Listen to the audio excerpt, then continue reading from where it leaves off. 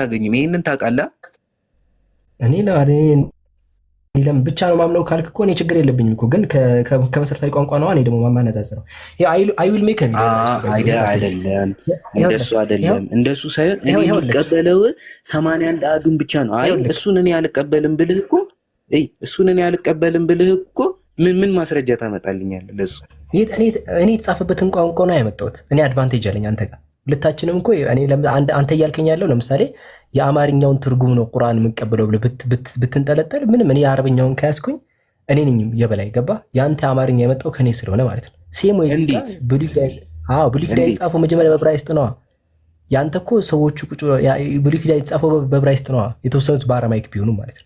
ስለዚህ እኔ መሰረታዊ ቋንቋ አረማይኩ ላይ የሚለውን ካሳየው ግን ምንድን ነው ያልከኝ? በዕብራይስጥ ነው ስል ቅድም ምንድን ነው ያልከኝ? እሱ አዲስ ኪዳን ነው በግሪክ የሆነው። እኔ ብሉይ ኪዳን በዕብራይስጥና በአረማይክ የተጻፉት እነ መጽሐፈ ዳንኤል ምናምን እነዚህ በአረማይክ የተጻፉት፣ ሌሎቹ ምናምን ነገር በዕብራይስጥ የተጻፉት፣ አዲስ ኪዳን በግሪክ። ስለዚህ አዲስ ኪዳን ላይ ስንመጣ ግሪኩ ስልጣን አለው።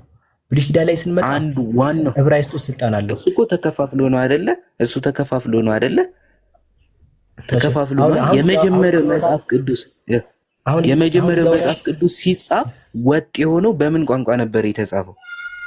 መጀመሪያ ሲጻፍ በቃ በዕብራይስጥ ነው የተጻፈው። ይኸውልህ የብሉይ ኪዳን እንዴት መሰለህ? ቆይ በቃ ብሉይ ኪዳን አለ። መጀመሪያ ብሉይ ኪዳን ኢየሱስ ሳይወለድ በፊት የነበሩ ጽሑፎች በግሪክ አይደል የጻፉት፣ መጀመሪያ በዕብራይስጥ ነው የጻፉት። ከዛ ደግሞ ሰባ ሊቃውንት የሚባለው ደግሞ ኢየሱስ ሳይመጣ በፊት ወደ ግሪክ ደግሞ የተረጉሙ አሉ። አሁን ሁለት ነው ብሉይ ኪዳን ብለህ ሁለት ጽሑፍ ነው የምታገኘው። ዕብራይስጥ ታገኛለህ፣ ግሪክ ታገኛለህ። ገባ? ሁለቱንም እናገኛቸው። ሰብቱጀንት የሚባለው ያ ነው። እና ደግሞ ዕብራይስጥ። አዲስ ኪዳን ስመጣ ግን ሁሉም የአዲስ ኪዳን ጽሑፎች በግሪክ ነው የተጻፉት። በጣም በሚገርም ሁኔታ ግን ኢየሱስ ግሪክ ቋንቋ ነበር የሚናገር። ኢየሱስ የተናገረውን ንግግር ሁላ እንዳታምን አዲስ ኪዳን ላይ ስታነብ እሱ በተናገረበት ቋንቋ ሁላ አይደለም የተጻፉት። ኢየሱስ የሚናገር የነበረው አረማይክ ቋንቋ ነው። እስቲ አምላክ በአረማይክ ቋንቋ ምን ይመስላል? ትሩዝ አላህ እኮ ነው። ኢየሱስ አሁን አላህ ዕብራይስጥ ነበር አይደል? ኢየሱስ በዕብራይስጥ ነበር አይደል? አረማይክ ኢየሱስ በአረማይክ ነው። እችኛዋ ላይ ማውራት አለ የታለ? እሱን አይደለም እልህ። አይ ኢየሱስ ሲናገር የነበረው በአረማይክ ነው። እሱማ እኮ በአረማይክ ነበረ። እኔ ያልኩህ የተጻፈው የአምላክ ስም እኮ አላህ ነው እኮ ነው። በአረማይክ አምላክ ስም የሚጽፉትን ነው ማየት ያለብህ። የሚጽፉት ነው እነሱ በዕብራይስጥ ነው የጻፉት። በግሪክ ነው የጻፉት እነሱ። አዲስ ኪዳን ጻፈች የነ ዮሐንስ ምናምን የተባሉት ማለት ነው በግሪክ ነው። አዲስ ኪዳኑን ነው እንዴ የምትለው? እኔ የምልህ ብሉይ ኪዳንን ነው። ለምን እሺ እግዚአብሔር ከዚህ በኋላ ለምን አላህ አትልም? ለምን እግዚአብሔር ትላለህ? ኢየሱስ እኮ እግዚአብሔር የሚለውን ቃል አያውቀውም። የግዕዝ ቃል ነው እግዚአብሔር የሚለው የግዕዝ ቃል። ኢትዮጵያ ላይ ብቻ ያለ ቃል። የእንግሊዝኛዎቹ ጋድ ምናምን የሚሉት ራሱ ትርጉም ናቸው። ኢየሱስና ደቀ መዛሙርቱ በሚጠቀሙበት ቋንቋ አምላክ መጥራት ከፈለክ አላህ ብለህ ጥራ። ኢየሱስ እንደዛ ለምን እነሱን እጠቀማለሁ? ምን ምክንያት አለ? እነሱን ኢየሱስ ስለተናገረው እንዴ ኢየሱስ በዛ ቋንቋ ስለሚጠቀም እንዴ ኢየሱስን አትከተለውም እንዴ? እንደሱማ አትሂድ። ለምን እኛ አሁን አምላካችን አንተ ጥፋተኛ ነህ። አምላካችን ለምሳሌ ማለት ነው። እንደዛ ከሆነ ማለት ነው አንተ አላህን እግዚአብሔር ብለህ ስትጠራ ጥፋተኛ ነህ አይደለ? አዎ። ለምን አትጠራም አላህን እግዚአብሔር ብለህ ብለኝ። አላህን እግዚአብሔር ብዬ ማልጠራበት አንደኛ እኮ ለምን ማልጠራበት ልነግርህ እኮ ነው። ቆይ ሁለቱንም እሺ። ቆይ ይኸውልህ ቆይ እንዴት አድርጌ ላሳይ መሰለህ? ቆይ ላሳይ። እግዚአብሔር የሚለውን ላሳይ። መጀመሪያ ፔጅ 194 ነው ምናምን። ይኸውልህ ይሄ የኢትዮጵያ መጽሐፍ ቅዱስ ማህበር ነው። ይታያል። ያው መጽሐፍ ቅዱስ የተረጉሙሉ ሰዎች ማለት ነው። የኢትዮጵያ መጽሐፍ ቅዱስ ማህበር ፔጅ 193 ላይ ምን ይላል መሰለህ? ይታያል። እግዚአብሔር አለ ቃሉ ከግዕዝ የተገኘ ነው።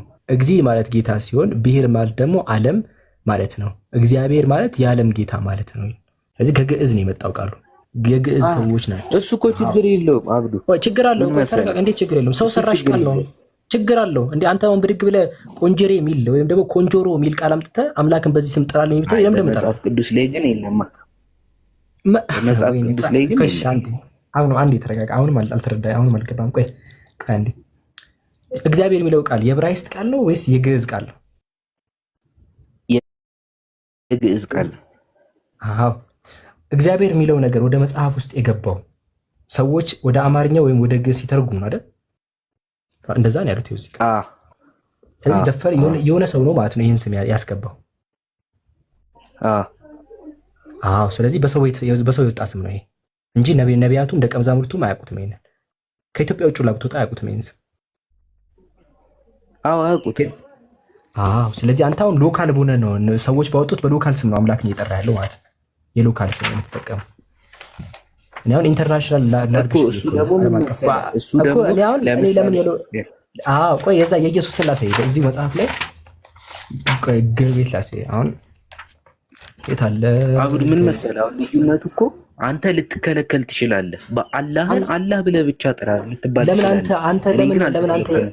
ለምን አንተ እግዚአብሔር የሚለውን ትጠቀም? ለምን ከዚህኛው መንደር አትወጣም ነው? ኢትዮጵያ ላይ ብቻ ከሚታወቅ በማውቀው ቋንቋ። አሁን ደግሞ ምን መሰለህ እዚህ ጋር እኔ አሁን አልከለከልም። እግዚአብሔርም ብለውም ሌላም እኮ አለ ጋድም ብለውም ምንም ብለውም ለምን አልከኝ አይለኝም። ቆይ እሺ እንመጣበታለን። ትከለከላለህ አትከለከልም የሚለው ላይ እንመጣበታለን። ቆይ እሱ ሳይሆን መጀመሪያ አካባቢያዊ እንደሆነና እንመልከትና ከዛ ደግሞ ኢየሱስና ደቀ መዛሙርቱ የሚጠቀሙት ቋንቋ ምን ነበረ የሚለውን ነገር ደግሞ ከዚህ ራሳቸው የሚናገሩትን ደግሞ ላሳይክ። እቺ የት አለ ግሪክ የሚል ነገር አለ እዚህ ጋር። እሺ ዞሮ አሁን በቃ ሌላ ርዕስ ውስጥ ገባ። ቆይ አራማይክ የሚለውን ላሳይክ። የግሪክ ተቀምጧል ያጻፉበት ነው። አራማይክ የሚለው ላይ ደግሞ ላሳይክ። አራማይክ የሚለው ላይ የት አለ አቢት። አሁን አንተ እዚያው አካባቢያዊ እንደሆነ አወቀን፣ ተስማማን። መጀመሪያ አካባቢያዊ ነው በሚለው ተስማማን። እግዚአብሔር የሚለው አካባቢያዊ ነው። ኢትዮጵያ ላይ ብቻ ያለ የሆነ አካባቢ ነው። እሺ ወት ጋር ያለው እሺ አራማይክ አንተ የፊደል አደራደሩ እሺ አጣል መቅረብ ይችላል። እሺ ከፍበል አይሁድ ምናምን ረቤት የት ነው ያለው? ረቤት ነው ያለው? አቤት ገብቼ ማለት ነው አራማይክ የሚለውን እየፈለኩኝ ያጋ አብርሃም እንትና ምናምን ያገር ዝርዝር ነው ያለው። እሱን ያወጣኝ ነው። ኧረ ረቤት የት አለ? አስቴር ምናምን አይ ሲያስጠላ። ቆይ ተረጋጋ፣ ጠብቅ። እቺማ ተውን። እሺ አረማውያን ቋንቋ ምናምን የእግዚአብሔር ሕግ ምናምን ነገር ይላስከትል አይሁድ ከምርኮ ተመልሶ በኋላ በብራይስጥ ሲጠቀሙት የነበረበት ይኸውና አረማይክ ብሎ ሲያስቀምጥ ይኸው የተጻፉበት ነው ይታያል። እዚህ ጋር አረማውያን ቋንቋ ነው። መጽሐፍ ቅዱስ በሶሪያ ቋንቋ ተብሎ ይጠራል እና አይሁድ ከምርኮ ተመልሶ በብራይስጥ ይልቅ አረማይክን ይጠቀሙ ነበራል። ይሄን አረማይክ ቋንቋ ነበር የሚጠቀሙ። ለምሳሌ ለምሳሌ ምንድን ነው ማራናታ? ለምሳሌ አላ መጽሐፍ ቅዱስ ላይ ማራናታ ማለት አሁን ቃሉ የአረማይክ ቃል ነው። ለምሳሌ ማራናታ የአረማይክ ቃል ነው። ለምሳሌ ቅድም አብዱ ማለት ነው ከአርማይክ ወደ እንግሊዘኛ የተረጎሙትን ልታሳየኝ ነበር አይደለ? ከአረማይክ ምንም አልተጻፈም ሲጀምር። በአረማይክ በጣም የሚያሳዝነው ፓርት እኮ ነው ማለቴ ዕብራይስጥ ማለቴ ነው። አዎ ግን ቆይ የት ሄደች እንትና ገቢት? እሱን ብቻ አሳየኝና ማለት ነው። ቆይ ዛሬ አምላክን በኖርማል ነው መጥራት ያለብህ። ትሩዝ ሜክ የሚለው ስማ አንዴ ብቻ ነገር ላላህ ብለህ ቆይ አንዴ እንዴ ምንድን ነው ገቢት ይታል ሜክ የሚለው ሜክ ብለው ወደ እንግሊዘኛ የተረጎሙት ማለት ነው በዕብራይስጥኛ መስራት እንደሆነ እሱን ብቻ አሳየኝ። ቆይ አንዴ ገቢት ደግሞ አወጣሁት። የት ጋር ነው ያለው? ኧረ ይሄ አልፋቤት እንደማውጣት የሚያስጠላ ነገር የለም። ቆይ አንዴሽ የዕብራይስጡ መጽሐፍ አለ፣ መጽሐፍ ቅዱስ በዕብራይስጥ የተጻፈው እሱ አለ። ቆይ እግዚአብሔር ብለህ ከዚህ በኋላ አጠራም። እኔ እኮ ዋና ዓላማ እሱ ነው እኮ እግዚአብሔር ብለህ እንዳጠራ ነው። ቆይ አረ ለምን አይ እሱን አትልፋ እየለፋ ነው ልንገርህ፣ እየለፋ አይደለም። ቆይ እየለፋው አይደለም። የት አለ? ቆይ አሳያለሁ። ቆይ አንዴ ግሪክ ዌር ኢዝ ግሪክ? እሺ አረ ወይኔ ይሄንን አሰጊ ብዙ ዋጋ ተፍቶ ነው የአዲስ ኪዳን በቆጽፍ የጌታ ነብረት ቋንቋ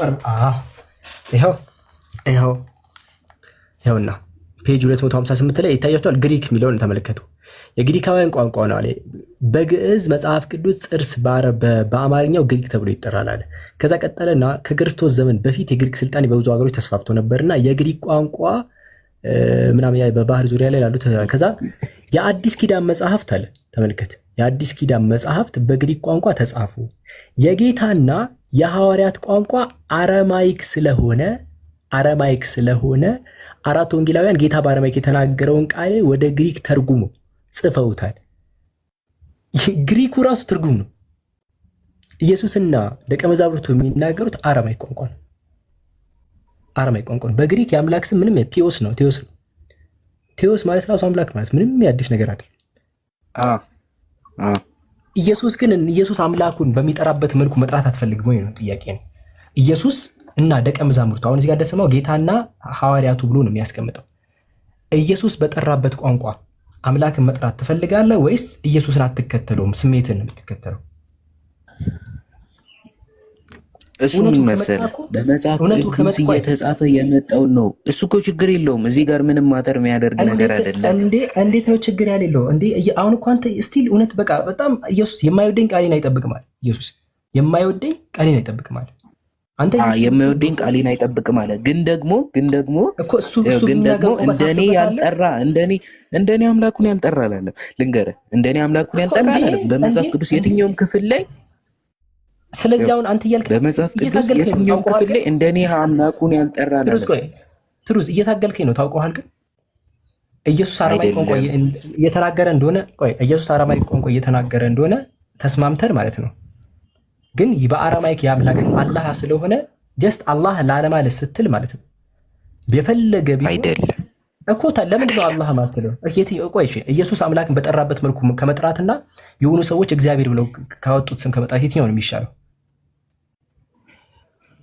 አይደለም እንደሱ እኮ አይደለም። አሁን እዛ ውስጥ አይደለም። ስማ ልንገርህ፣ እዛ ውስጥ አይደለም መግባት ያለብህ። ይሄንን መልስልኝ፣ ይቅርታ ይሄንን መልስልኝ። ኢየሱስ አምላኩን ከጠራበት ቃል ከመጥራትና ሌሎች ሰዎች ካወጡት ስም ከመጥራት የትኛው ነው? ቆይ ልንገርህ። አላህ አልኩት አይደለ? እግዚአብሔርን አላህ አልኩት አይደለ? እግዚአብሔርን አትበል። እግዚአብሔር የሚባል ነገር የለም። አንተ ሰውዬ እግዚአብሔር የሚባለው ስም እኮ የሆኑ ሰዎች ነው ያወጡት። እዛ ላይ እኮ ስልጣን የላቸው። አሁን ኢየሱስ እሺ፣ ምንድን ነው ማተር የሚያደርገው ነገር ንገረኝ። ይሄው አላህ አልኩት። ከዛ ይሄ አላህ ማለት በእንግሊዘኛውም ጋድ ማለት ነው፣ በአማርኛውም ደግሞ እግዚአብሔር፣ በግዕዝ ማለት እግዚአብሔር ነው። ምን ማተር ያደርጋል? ይሄን ብቻ ንገረኝ። አለመጥራቴ እግዚአብሔር ማለቴ ምን ማተር ያደርጋል? እግዚአብሔር ማለት ምን ማለት ያደርጋል መሰለክ? ሰዎች በፈጠሩልህ የዓለም ጌታ ማለት ነው። በነገራችን ላይ እግዚአብሔር ማለት ራሳቸው ያወጡት ስም ነው። ሰዎች በፈጠሩልህ ነው የምትጠራው እኮ። ማተር ያደርጋል። ነብይ ለምሳሌ ኢየሱስ የተባለው ወይም ኢየሱስ መልእክተኛው ኢየሱስ አምላኩን ሲጠራ የነበረው አላህ ብሎ ነው። በቃ በዛ መጥራት አለብህ። በዛ ስትሆን ለኔ በደንብ ነው መጥራት አለብህ ስትለኝ ማለት ነው። መጥራት አለብህ ስትለኝ እኮ ከዚህ በኋላ ማስረጃ ሊኖር ይገባል። ለኔም ማስረጃ ሊኖር ይገባል። እሺ ይሄ የሚያጨቃጭቀን ነገር አይደለም። አንዴ ወደዚህ ለምን አልገለብጠውም? እሺ ለምሳሌ እግዚአብሔር ለምንድን ነው እግዚአብሔር ብለህ የምጠራው አንተ? ለምንድን ነው እግዚአብሔር ብለህ የምጠራው አንተ? እግዚአብሔር ብለህ የምጠራው የትኛው ነብይ ነው አምላክ ነው እግዚአብሔር ብሎ የጠራው? ለምንድን ነው እግዚአብሔር ብለህ የምጠራው አንተ? በምቀበለው መጽሐፍ እግዚአብሔር ተብሎ ነው የተጻፈው እኮ። አዲስ ኪዳን የተጻፈው ሲጀምር ሐዋርያት ነቢያት ሲናገሩበት የነበረው ወይም ደግሞ ሐዋርያት ሲናገሩት የነበረው አረማይክ ነው። ስለዚህ ኢየሱስ ተናገረ ብለህ ስትነግረኝ ቆይ አብዱ በነገራችን ላይ ማለት ነው ቆይ አንዴ ኢየሱስ ከእግዚአብሔር ሰምቼ ነው የምነግራችሁ ብሏል ስትለኝ ለምንድን ነው ኢየሱስ የተናገረውን ቃል የምትቀይረው አንተ? ኢየሱስ በአረማይክ የሚናገር ከሆነ ከእግዚአብሔር ሰማው ሊል አይችልም። ገባ? ስለዚህ ያላለውን ነገር ለምን ብትቀላቀለው? ለምሳሌ ዮሐንስ ወንጌል ምዕራፍ 8 ቁጥር 40 ብለህ ከእግዚአብሔር ሰምቼ የነገርኳችሁ ሰው ነኝ ብለህ ካነበብክ ኢየሱስን ንግር እየለወጥከው ነው። እኔ ደግሞ የመጀመሪያው ነው። አንድ ጥያቄ ልጠይቅህ። እግዚአብሔር ሲያወራበት የነበረው ቋንቋ የትኛው ነው? እግዚአብሔር ምናምን አታስገባ። እግዚአብሔር የሚባል ነገር የለም እያልኩ እኮ ነው አሁን። እሺ ቆይ አላህ በል። አላህ በየትኛው ቋንቋ ነው ሲያወራ የነበረው? በቃ ይሄ ነው የምፈልገው።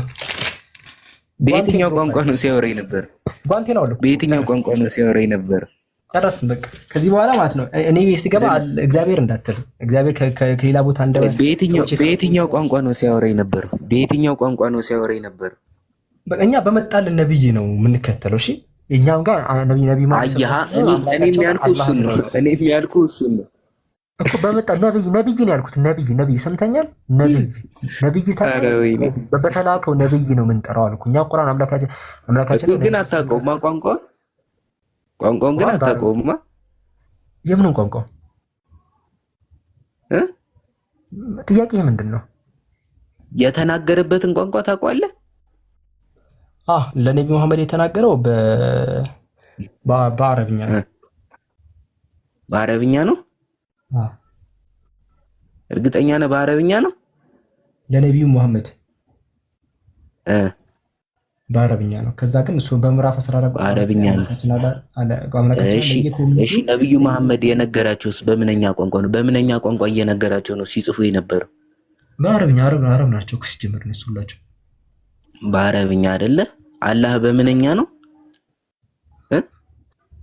ቆይ የቋንቋ ስም አይደለም እንደዛ። ቆይ ወደዛ ሊብል አትምጣ። ቆይ ሌላ እሱ ሌላ ለምን አልመጣም? ቆይ የሚለያዩበት ምንድን ናቸው የሚለው አሁን እኮ አንደኛ ክፍል ላይ ነው ያለው። ቆይ አንተ አሁን መሀል ላይ ጠይቀኝ፣ ገና እኮ ልመጣልህ ነው እኮ የአምላክ የመጀመሪያ የትኛው ነው ምንድን ነው የሚጠቀመው የሚለውም ነገር እኮ ልመጣልህ ነው እዛ ጋር ገባህ? አሁን የአምላክ የባህሪ ስሙ አሁን ለምሳሌ ስሞች ይለያያሉ። ለምሳሌ ኤልሻዳይ ለምሳሌ ስሙ ነው ልትለኝ ትችል ነበር። እዛ እኩል ደርስ ኤልሻዳይ ለምሳሌ ኤሎሂም ምንድናቸው ታዲያ አብዱከሪም ልትለኝ ትችላለህ። ያህዌ የሚለው ስም ራሱ ታዲያ አብዱከሪም ምንድነው? ያህዌ የሚለው እኮ ዕብራይስጥ ላይ አለ። ታዲያ ያህዌ የሚሉት ምንድነው? ኤልሻዳይ ምንድነው? እነዚህ በአጠቃላይ ምንድናቸው የሚለውን እኮ እንመጣበታለን። መጀመሪያ ግን ከእግዚአብሔር ውጣ። መጀመሪያ ማለት ምንም ክርክር ጭቅጭቅ ካሌለበት ከእግዚአብሔር ውጣ። ከዛ ያለውን ሁሉ ለምን አቋረጥከኝ? እየጠየቅኩ ነው አይደለ? አቋረጥከኝ እኮ። አንተ ገና ቆይ፣ መጀመሪያ እግዚአብሔር እናስወጣ የሚለው ላይ እያወራን ነው። አንደኛ ክፍል እያወራን እኮ ነው። እግዚአብሔር የሚለው በቃ ጭራሽ ማለት ነው አልኩ እኮ ነው። አላህ ብዬ እኮ ተቀበልኩ። አላህ ብዬ ተቀበልኩ። እሺ አልኩ። ከዚህ በኋላ እግዚአብሔር ብለህ እንዳጠራ የትም ቦታ ላይ እሺ። ሰዎች ነው ያስገቡት ምናምን። እሺ ከዛ ደግሞ አንተ አሁን የምትለው እኔ የምልህን ትላለህ። አላህ በአረብኛ ምንድን ነው ስሙ? ዕብራይስጥ ነው። የዕብራይስጥ ቋንቋ ነው። አላህ እኮ የሚለው ሲጀር በአረማይክ አሁን ኢየሱስ በአረማይክ አላህ እያለ ነበር የሚጠቀመው አልኩህ እኮ በአረማይክ። እሺ እኮ ምንኛ ነው አላህ ምንኛ ነው? አላህ የሚለው የእንትን ስሙ ነው። ቆይ ያስረዳለሁ። እሱ ነው ልክ አላህ ምን ስሞች አሉት የሚለው ሁሉንም እናስረዳሽ። እግዚአብሔር ነው ከስማማ እሱን አታስረዳኝ። አላህ የሚለው እናስረዳ ነው። ከቀደም ጀምሮ እንዳትታገለኝ ነው። መጀመሪያ ሌክቸር ልስጥ እንድትከራከር ነግራኝ የለ አይደለም። አላህ የአርማይከኛ ቋንቋ ነው። ኢየሱስ እንደዛ እያለ ነበር ሲጠራው የነበረው ብለኝ። እሺ ትሩዝ በቃ ይበቃሃል። እሺ ሌላ ጊዜ ነው። እሺ መጀመሪያ ይሄኛውን አስተንትንና ሌላ ጊዜ ነው።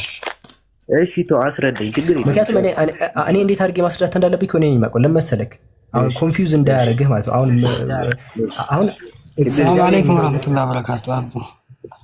ወአለይኩም ሰላም ወራህመቱላሂ ወበረካቱ። ዙቤ አይ እዚህ ላይ ሀሳብ መስጠት ፈልጌ ነው። ልጁ ጋር አሁን ወደ እሱ ብታዘው ስሙ ትሩዝ ነው አይደል? አሜሪካ ከሄደ ወይም ቻይና ከሄደ የእሱ ስም ይቀየራል እንዴ? ወደ እሱ እንደዛ ዞርና ስጠው። ለዛ ነው እንትን ያደረኩት። ሲሙ ነው በቃ ሲሙ አይቀየርም። አይ ገብቶኛል። ችግር የለም። ችግር የለውም። ያስረዳኝና እሱ ችግር የለውም። በቃ ዙቤ ችግር የለውም።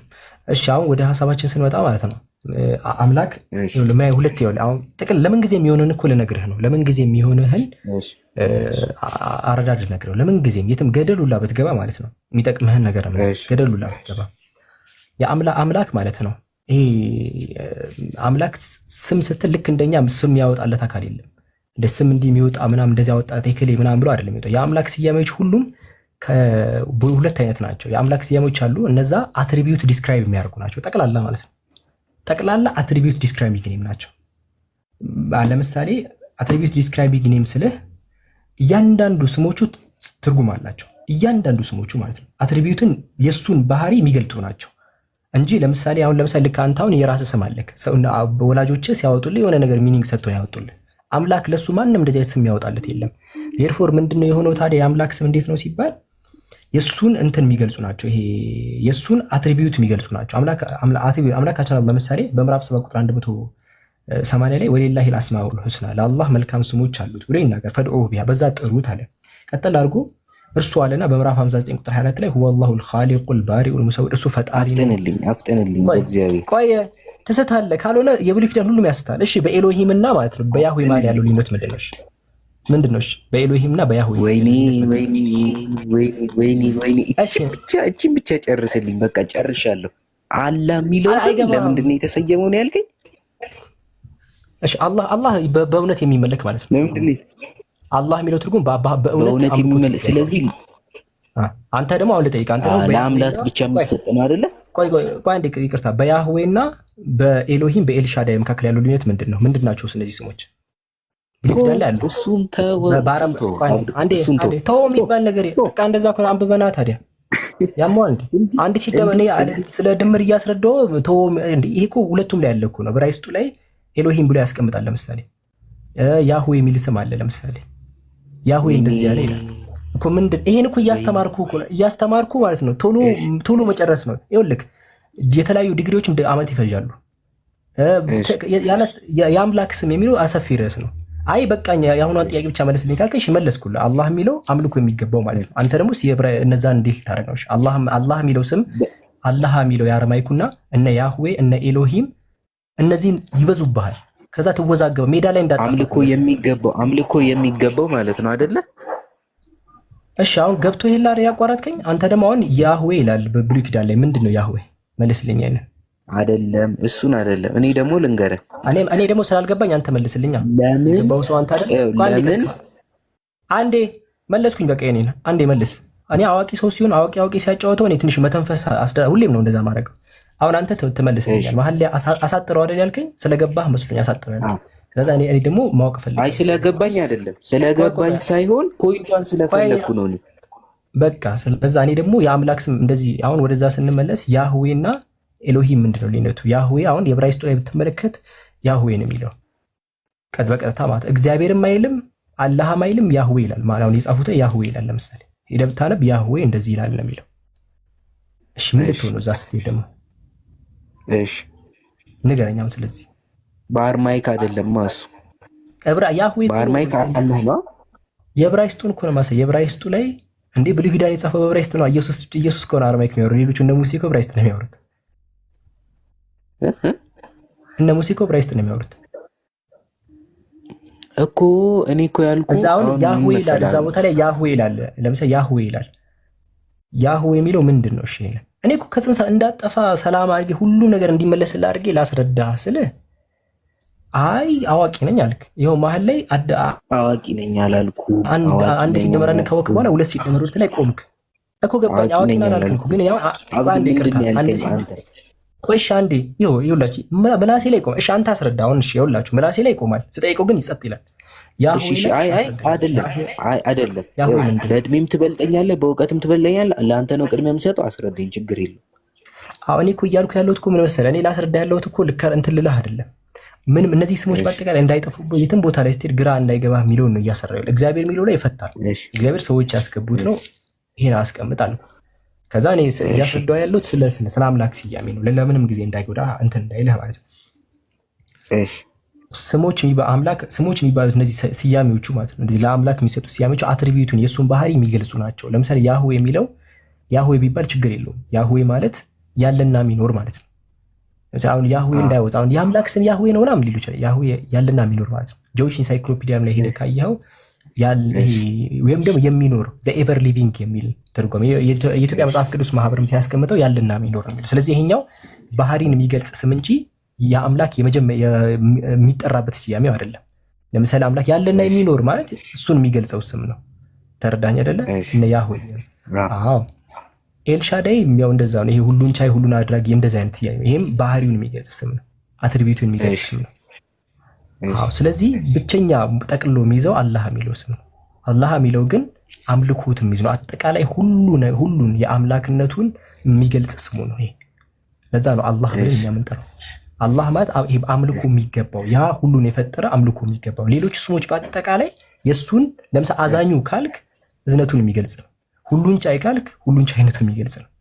እንዳለ ሌሎች ስሞች በአጠቃላይ የሱን በአትሪቢዩቶች የሚገልጹ ናቸው። አላህ የሚለው ግን እሱ ሙሉ እሱ ኢሴንሱን የሚገልጽ ስሙ ነው። ለዛ ነው እኔ አላህ ነኝ ያለ የሚገልጸው። እነ ኢየሱስም አላህ እያሉ ነው። ለዛ ነው። አዎ በቃ አሁን አትወዘጋገብም ማለት ነው። እሺ አሁን ልጠይቅ፣ ዳይሬክትሊ ጥያቄ ልጠይቅ። አሁን ዳይሬክትሊ ጥያቄ ልጠይቅ። ቆይ ቦግ እሺ፣ አደከመኝ። ይሄ ሰውዬ አደከመኝ። አንድ ጥያቄ ልጠይቅ። አላህ የእግዚአብሔር የአንድ የእግዚአብሔር ስም መሆኑን በቃ ይሄን 100% የእግዚአብሔር አይደለም የአምላክ እሺ ይቅርታ የአምላክ የአላህ በል አንተ ሰው የአላህ በል በቃ አላህ ላይ አራማይክ ኢየሱስ የሚናገረው አላህ ነው ተባባልና አይደል እንዴ? ለምንድን ነው እግዚአብሔር የሚለው ነገር ከጭንቅላት ደልተው በቃ የለም። እሺ አላህ የአምላክ ስም ነው። ስሙ በቃ ስሙ ነው መለያው ነው። አላህ በቃ ሁለቱም አላህ እኮ ነው የምትለው። እኛም በአረብኛ እኛም አምላካችን አላህ ብሎ የተገለጠልን ኢየሱስም አምላኩን አላህ ብሎ ነው የሚጠራ የነበረው። ምን እንደምትጠይቀኝ ጥያቄ ነው። እሺ ለምን ኢየሱስ የሚሰብከውን አላህ ለምን አትቀበልም? እንደዛ ከሆነ ኢየሱስ አምላክን አላህ ብሎ ከጠራው ለምን እሱን አትቀበልም? በቃ ጥሩ ደረጃ ላይ መጣ። ስለዚህ ኢየሱስም አላህን ነበር ሲሰብክ የነበረው፣ ግን እና የእናንተ አላህና የኛ አላህ ይለያያል ወደሚል መጣን። በጣም ለምን በቃ ነገ ነው የምናወራው። በቃ ዛሬ እንዳይበዛብህ እንዳይሆን ማለት ነው። ነገ አይደለም። ምን መሰለህ ያንተ ነብዩ መሐመድ የሰበከ አላህ አደምጠኛ ዛሬ እንደዛ ማለት ይችላል። ኧረ አንዴ ተረጋጋ። ለዛሬ እንደዛ ማለት ይችላል። በቃ ጨረስክ። አሁን ዛሬ ትልቅ ስራ ሰርተሃል። በቃ መላእክቶችን አምላክ ከመላእክቶች ሲያወራ እንደነበር የሚለውን ካየን አምላክ እግዚአብሔር ተብሎ ሳይሆን ኢየሱስ አላህን ሲጠራ እንደነበረ ከተስማማን አሁን እናንተ የምትሰብኩት አላህና እኛ የምንሰብከው አላህ እኮ ይለያያል የሚለው ላይ ደግሞ ነገ እናወራለን። እሺ አንተ እረፍት አድርግ። አንድ ነገር ብቻ ተናግሬ ልጨርስ። ኢየሱስ አላህ ብሎ አምላክን ሲጠራው እንደነበር ትቀበላለህ። ይህንን ታምናለህ። የተለያዩ እንትኖችን አምጥተህ ተቀብለሃል። አላህ ብሎ ሲጠራ እንደነበረው የአምላክም ስም አላህ እንደነበረ ተቀብለሃል። ይህንን አይደለ? ከዛ ደግሞ ምን አልከኝ? ለነብዩ መሐመድ የነገረው አላህ በአረብኛ ቋንቋ ነው አልከኝ። በየትኛውም ቦታ ብትሄድ ዘግቼ ልሄድ ነው። እንዲህ ምንድን ነው የምትዘጋው? አዲስ ውይይት ከፍተህ ነው እንዲህ የምትዘጋው? አሁን እኮ ይኸውልህ ዛሬ ያስቀመጥናቸው አጀንዳዎችን የዛሬ ስምምነታችንን እናንሳ። ቆይ ልጻፈው እዚህ ጋር የዛሬ ስምምነታችን ፌል አደረጉ። በቃ እዚህ ጋር ፌል ያደርጋሉ። ኧረ ምንም ፌል አያደርግም ሰውዬ። ኢየሱስ አላህን ከነብዩ መሐመድ በፊት ያውቀው ነበር ማለት ነው አይደል? ያውቀው ነበረ። ኢየሱስ አምላኩን አንደኛ ዛሬ የተስማማ ነው። ኢየሱስ አምላኩን አላህ ብሎ እንደሚጠራ ተስማምተናል የመላክ። ስለዚህ አሁን ትልቁ ስራ ይሄ ነው። በቃ ከዚህ በኋላ እግዚአብሔር አምላካችን ነው ሲሉ ማለት ነው በሌላ ስም እየጠሩ እንደሆነ ወቅ አንተ አምላክን ስትጸልይ አሁን ዝም ብለን ቢሆን ስትጸልይ ማለት ነው አላህ ሆይ እርዳኝ እያልክ አውራ። ልክ ኢየሱስ እንደዛ ነው ሲጠራ ነበር። ግን እኮ የኔ ኢየሱስ ያልኩት ነው እግዚአብሔር ያልኩት ነው። ግን አላህን የሚያውቅ የነበረው ከነብዩ መሐመድ እግዚአብሔር አትበል። ተስማማናል። እግዚአብሔር የሚለው ቃል አትጠቀም እንዴ አይደለም። ከነብዩ መሐመድ በፊት ማለት ነው አምላክን የሚያውቅ የነበረው ኢየሱስ ነው ብሮ። ችግር የለውም። ከነብዩ መሐመድ በፊት አላህን የሚያውቀው ኢየሱስ ነው ብለህ እኛ ቆይ ያ ጀማ እዚህ ያላችሁ ሰዎች ኢየሱስ እመን አትበለኝ። አንተ አታምንም እንዴ? አንተ አታምንም እኮ አምናለሁ። አዲስ ነገር እኮ አይደለም የነገርክኝ። አላህን እኮ ልክ ነው። በቃ ቀድሞ የተላኩት እኮ ኢሳ ናቸው። አለቀ።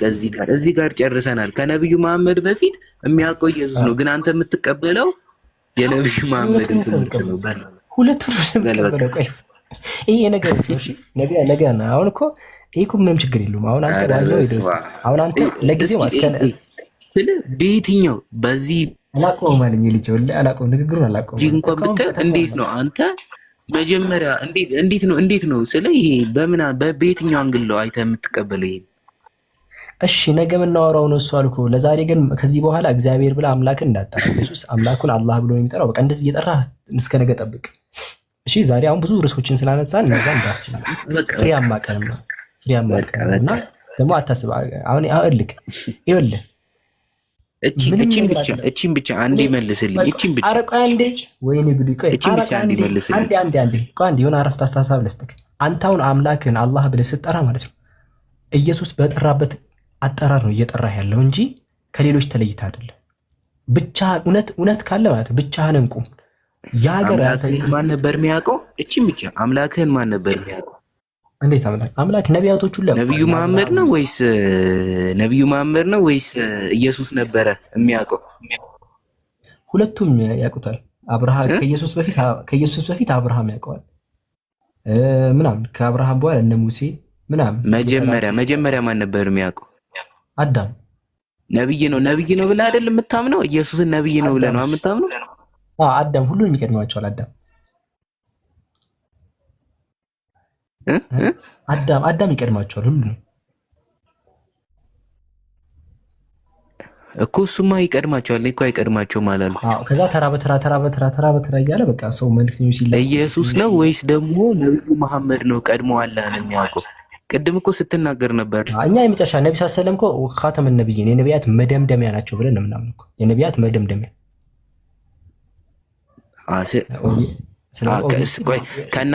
ከእናንተ ሃይማኖት ከነብዩ ሰለላሁ ዐለይሂ ወሰለም በፊት አላህን የሚያውቀው ነብይ ነበር አንዴ? እና አብርሃም እና ይስሐቅ እና ያዕቆብ አዋርቷቸው ነበር። ለኛ ራሱ ቁርአን ላይ እኮ ሲነግረን እኮ ነገር ከአንተ በፊት እያለ ነው ለሚነግራቸው ላይ ነብዩ ሰለላሁ ምዕራፍ 14 ቁርአን ላይ ራሱ ሲነግር አንተ የመጀመሪያ ነብይ እንደዛ አይደለም እኮ እንደዛ ሳይሆን የሚለው። ቆይ እዚህ ጋር ምዕራፍ 14 ቁጥር 4 ላይ እዚህ ጋር ካየኸው እኮ ግን ማለት ነው ይሄው ምን ልልህ ፈለኩ መሰለ፣ እነሱ ከማወቃቸው በፊት ኢየሱስ ያውቀው ነበረ አለ። ቆይ አንዴ በቀደም አድርገው ነው ይሄን ተቀበላላ። ኢየሱስ ሳይወጣ ማርያም ታውቀዋለች አላህን። እንዴ ልትሆን ነው? ከዛ ከማርያም በፊት ደግሞ የማርያም እናትና አባት አምላክን ያውቁታል። ምን እያልክ ነው? ዋው እኔ እኮ እንትኑን ነው በቀደመ የምታመልክ ከሆነ እሺ ምንድን ነው እያልከን ያለው? ይኸውልህ በቀደመ ከሆነ ነብዩ ሰለላሁ ከዛ በኋላ ይፈጠሩት አዲስ ሃይማኖት ይኸውልህ አንዴ አዳምጥ። ስለዚህ ምን አብርሃም አምላክ ነው? ምን መሰለ እሱን ቁርአን እንድታነበው ማለት ነው ያጻፈልህ ነብይ አለ አይደለ? ነብዩ ሰለላሁ ዐለይሂ ወሰለም እሱን ቁርአን ያጻፈልህ ነብይ አለ። ከአምላክ የተቀበለው ብዬ ነው አሁን ይሄኛው ከአምላክ የተቀበለው አምላክ ተገልጦላችሁ ከአምላክ የተቀበለው አይደለ? የመጨረሻ ነብይ እሱ ካጻፈልህ ይሄ ቁርአን ከመጻፉ በፊት ማለት ነው ኢየሱስ የሚባል የሆነ አካል አለ። እሱ ደግሞ ይሄ መጽሐፍ ተጽፎ አንተ አምላክን ሳታውቀው በፊት ያውቀው ነበር። የእሱ ስለሱ ብቻ እናውራሽ። ይኸውልህ አሁን ወደ ነገ ውይይት እያስገባኝ ነው። እሺ ነገ የሚባል እንጨርሰው። እዚሁ ላይ መጨረስ የምንችል ነገር ነው። እሺ እንጨርሰው። እሺ አሳየኝ። ኢየሱስ የተባለው ማለት ነው ኢየሱስ የተባለው እሱ ያስተማራቸው ትምህርቶች አሉ ወይ? ለምሳሌ ካሉ አሳየኝ። አንተ እኮ ነው ያልከኝ እኮ እዚህ ጋር እኮ አንተ ነው ያልከኝ። ኢየሱስ በአርማይክ ቋንቋ ነበረ አላህ ብሎ አምላኩን ሲጠራ የነበረው እኮ ያልከኝ አንተ ነህ አይደለ? ይሄ እኮ እንደዛ። እሺ እኔ እንዳስረዳን ጥያቄ ጠይቀኝ። ያለ የተፈጠረ ነገር ነው፣ ልትክደው አትችልም። አይደለም የምትለው ነገር አይደለ? በአርማይክ ቋንቋ ሲናገር ነበር። እየካድኩ መስሎን አይደለም። እንደዛ እኮ እያልኩኝ አይደለም። እሱን ይኸውልህ እነ አብርሃም እነ ይስሐቅ እነ ያዕቆብ ኢየሱስ ምናምን ነበሩ፣ ሁሉም ነበሩ። አሁን ምን ነው አምላክ ሁሌም ነቢያትን የሚልከው ማለት ነው የእሱ መልእክት ሲጠፋ ነው ሁሌም ማለት ነው። አልጠፋም ካልከኝ እኔ እኮ ችግር የለብኝም። የኢየሱስ መልእክት ካልጠፋ ቁርአን ሁሌ መመሪያ አምላክ የሚልከው ማለት ነው የሆነ መመሪያ የሆነ ለእንትን ለማለት ነው። ያ መመሪያ ሲጠፋ ነው። እሱን ሰዎች ስለሚጠየቁ በኋላ መልእክት አልተላከልንም ነበረ እንዳይሉ መልእክቱን ይልካል። መጀመሪያውን እኮ ነበረ ካልከኝ እኔ ኢየሱስ የሚባል አንዴ አትፍጠን። ቆይ አንዴ ሀሳቤን ልጨርስ። ኢየሱስ ነበረ፣ ወንጌል ተሰጥቶታል። እንደዚህ ነው የምናምነው። እንደዚህ ያላመነ ሰው ራሱ ሲጀመር ሙስሊም አይደለም ከናካቴው ማለት ነው። አሁን እኛ ያ ወንጌል በዚህ ሰዓት የለም ነው የምንለው። ይሄ ወንጌል አለ፣ ኋላ የመጣ ነገር ነው እየተከተላችሁ ያላችሁ ተሳስቶች የሚል ሰው ሁሌም ጠረጴዛው አለ ያለ ሰው ማስረጃ ማምጣት አለበት። ይሄ ኢየሱስ ሲሰብከው የነበረው ጽሁፍ የለም። በወንጌል መኑ እያለ ሲዞር ያን ሁላ ሲሰብክ ማለት ነው ምንም መጽሐፍ ይዞ አልነበረም የነበረው። እሱ የሰበከው እሱ ሰምቶ ያስተላለፈው መጽሐፍ የለም። በጣም በሚያሳዝን ሁኔታ ማለት ነው። ሰዎች ናቸው የከበርክ ቴዎፍሎስ ብሎ ሁለት ሰዎች እርስ በርስ የተላላኩትን ነው አንስታ የምታነበው አንተ ከመጀመሪያው ያውም ኢየሱስን በአይን ያላዩ ማለት ነው። ላሳይህ አንተ አሁን አለ ብለህ ልትሰጠኝ የምታስበው ማለት ነው ይሄንን ነው አንተ የምትለኝ አሁን ስለ ኢየሱስ የሆነ ስለ ኢየሱስ ያለ ነገር አለ ብለህ ማለት ነው። ይሄው አንተ አሁን የምትለኝ አሁን ይሄንን ቆይ አንዴ አንተ አሁን የምትለው ይሄንን ጽሑፍ ነው። ይሄው የከበርክ ቴዎፍሎስ ወይ ከመጀመሪያው በአይን ያዩት ነው የቀረገሮች እንዳስተላለፉልን በእኛ ዘንድ ስለተፈጸመው ብዙ ታሪክን በየተራው ለማዘጋጀት ስለሞክሩ ብዙዎች ሞክረዋል ታሪክ ለማዘጋጀት። እኔ ደግሞ ስለምተማርከው ጋር እርግጡን እንድታውቅ በጥንቃቄ ከመጀመሪያው ተከታይ ልጽፍልህ መልካም ሆኖ ታየኝ ብሎ የሆነ ሰውዬ ለቴዎፍሎስ የላከው ጽሑፍ ነው። ማን እንደሚያወራ አልናቅም። ሲቀጥል ከሱ በፊት ራሱ ብዙዎች ታሪክ እየጻፉ እንደሆነ ተናግሯል። እሱ ራሱ ታሪኩን ከማን እንዳገኘ አይናገርም፣ ግን ለጓደኛው እየላክ እንደሆነ ይናገራል። ይሄን ጽሑፍ አንስተህ ነው አንተ እያልክ ሌላ ነገር ውስጥ ነው የገባው አብዱ። አሁን አንተ ሌላ ነገር ውስጥ ነው የገባው። ሌላ ነገር አይደለም የገባው። ኢየሱስን ትቀበሉታላችሁ ወይ? አዎ። አምላክ ለሱ ምን ብለን ያመጣው አይደለም። ቆይ አንዴ አምላክ ለሱ መልእክተኛ መልእክት ሰጥቶታል ብላችሁ ታምናላችሁ? አዎ። ወንጌል ሰጥቶታል ብላችሁ ታምናላችሁ? አዎ። በቃ እንደዚህ ነው የምናምነው። ዛሬ ላይ ግን እሱም ራሱ የለም የሱ መጽሐፍ ነው።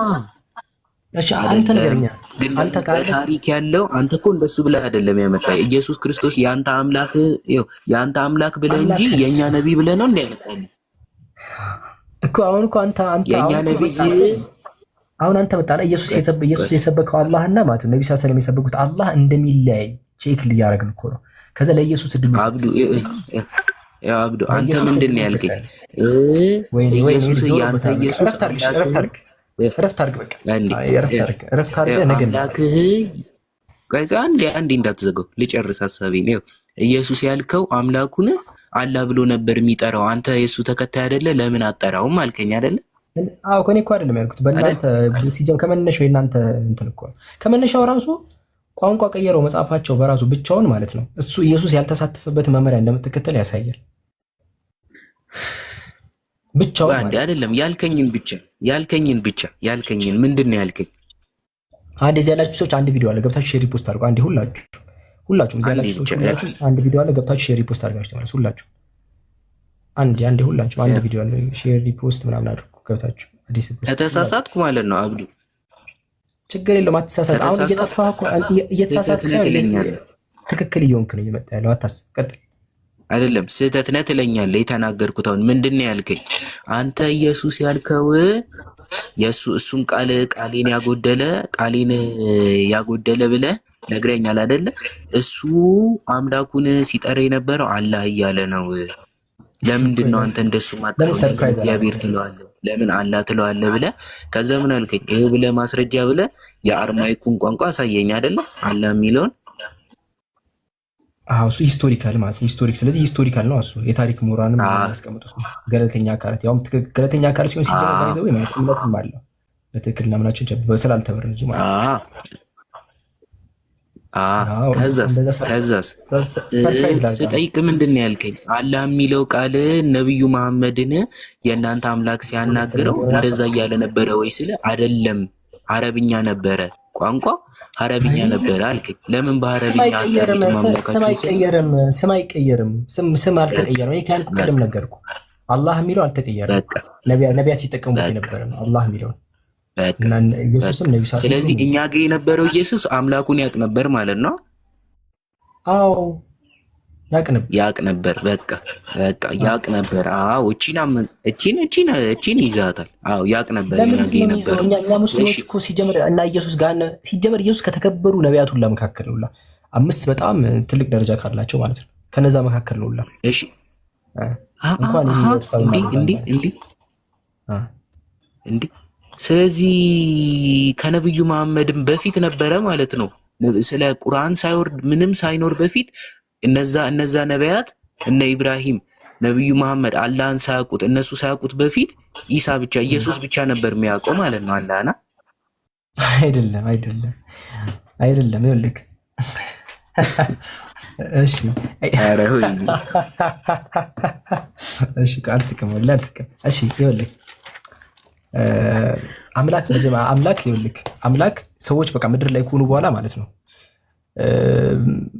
ነቢያትን በመካከል ነብይ ይመርጣል። ዝም ብሎ ነብይ ይመርጣል። በቃ በየትውልዱ የሆነ ነብይ ይመርጥና መልእክቱን ያስተላልፋል። በየጀነሬሽኑ አብርሃም በነበረበት ጀነሬሽን እነ ሙሴ አልነበሩ። ገባህ? በቃ በየትውልዱ ማለት ነው አንዳንድ የሆነ ሰው አንዳንድ ብቻ በቃ እሱ በሚፈልገው ያህል የሆነ የሚያናን መልእክት የሚያስተላልፍላቸው ነቢያት ያደርጋል። ከዛ በየትውልዱ ማለት ነው። ገባህ አይደል? አሁን አብርሃም የኛ ያዝነውን ቁርአንን የማያውቀው አንተ ያዝከውን መጽሐፍ አያውቀው። ከዚህ ሁሉ በፊት ነው የነበረው እሱ። ግን አብርሃም ከአምላክ ግን መልእክት ይቀበል ነበር፣ ያስተላልፍ ነበር። ተረዳኛል? ከዛ እያሉ ነቢያቶችም አሉ። ለየነቢያቶቹ አምላክ መመሪያ ያወርድላቸው ነበር ምናምን። አሁን በስተመጨረሻ ያለንበት ዘመን የነቢ መሐመድ ዘመን ነው። ለሳቸው የመጨረሻ መልእክቱ ይልኳል። ወደ ኋላ ስናይ ኢየሱስ ብቻ አይደለም ይታየን። ቆይ አንዴ ወደ ኋላ ስናይ ቅርብ ጊዜ ያለው ቅርብ ያለው ኢየሱስ ነው። ለነብዩ ሰለላሁ ዐለይሂ ወሰለም የቀረበው ማለት ነው። ቅርብ ነበር። ከሱ በፊት ደግሞ ያሉ እነ ሙሴ ምናምን አሉ ወደ ኋላ እነ ያህያ ምናምን ሁሉ ወደ ኋላ ማለት ነው። ያህያ ስለ ዮሐንስ ማለት ነው። እነሱን እንዳለ እነ ሄኖክ ምናምን በቃ ወደ ኋላ የሀገር ነብይ ነው ያለው። እሺ ኢየሱስ የመጨረሻ ሁለተኛ ነው። ከጀርባ በኩል ከመጨረሻ በኩል ከቆጠርክ የመጨረሻ ነብይ መሐመድ ናቸው። ከዛ ወደ ኋላ አንድ ስትመለስ ማለት ነው ኢየሱስ አለ። እንደዛ ነው። እሺ ቆይ ማን ነበር የሚያውቀው ከነብዩ መሐመድ ከኢብራሂም ከኢሳ በፊት አላህን ማን ነበር የሚያውቀው? ቆይ እኔ ሳልጨነቅ ማለት ነው። ለምን እዚህ ጋር አንድ ጽሑፍ አያሳየም? ሲጀመር አልቆ ነበር ሁላ ማለት ነው። ነብይ አይጠበቅም ነበር፣ አልቆ ነበር ሲጀመር። በቃ ከቁርአን እንዳታሳየኝ፣ ከቁርአን አላሳየም፣ ከቁርአን አላሳየም። እሺ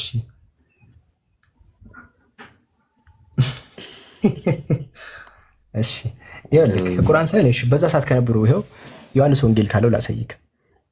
ዮሐንስ ወንጌል ላይ አይተህ ከሆነ መጥምቁ ዮሐንስ ኢየሱስ በነበረበት ሰዓት ያለ ነው። በዛ ሰዓት ላይ አይሁዶች ቀጥታ መጥተው ነው እንኪያስ አይሁዶች መጥተው ጠየቁት። ክርስቶስን አሉት። አይደ መሰከረም አልካደም ይላል። እኔ ክርስቶስ አይደለሁም አለ።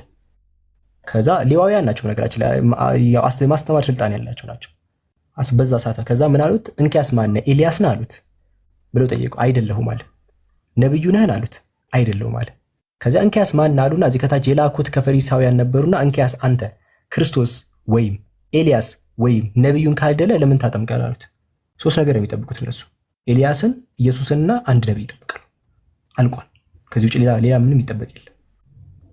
በኢየሱስ ጊዜ ማለት ነው ሶስት ነገር የሚጠብቁት ኤልያስን፣ ክርስቶስን እና ደግሞ ነብዩን ነበር የሚጠብቁት። ኤልያስም ይታወቃል፣ ክርስቶስም ይታወቃል። ለኛ ይሄ ነብዩ የተባለው ይታወቃል። እኛ ፋይል ዘግት በአራት ነጥብ የዘጋ ነው። እኛ ባይዘው በአራት ነጥብ የዘጋን ሰዎች በአምላክ ፍቃድ ማለት ነው። ስለዚህ ሌላ አዲስ የሚጠበቅ የለም። የተዘጋ ነገር ነው።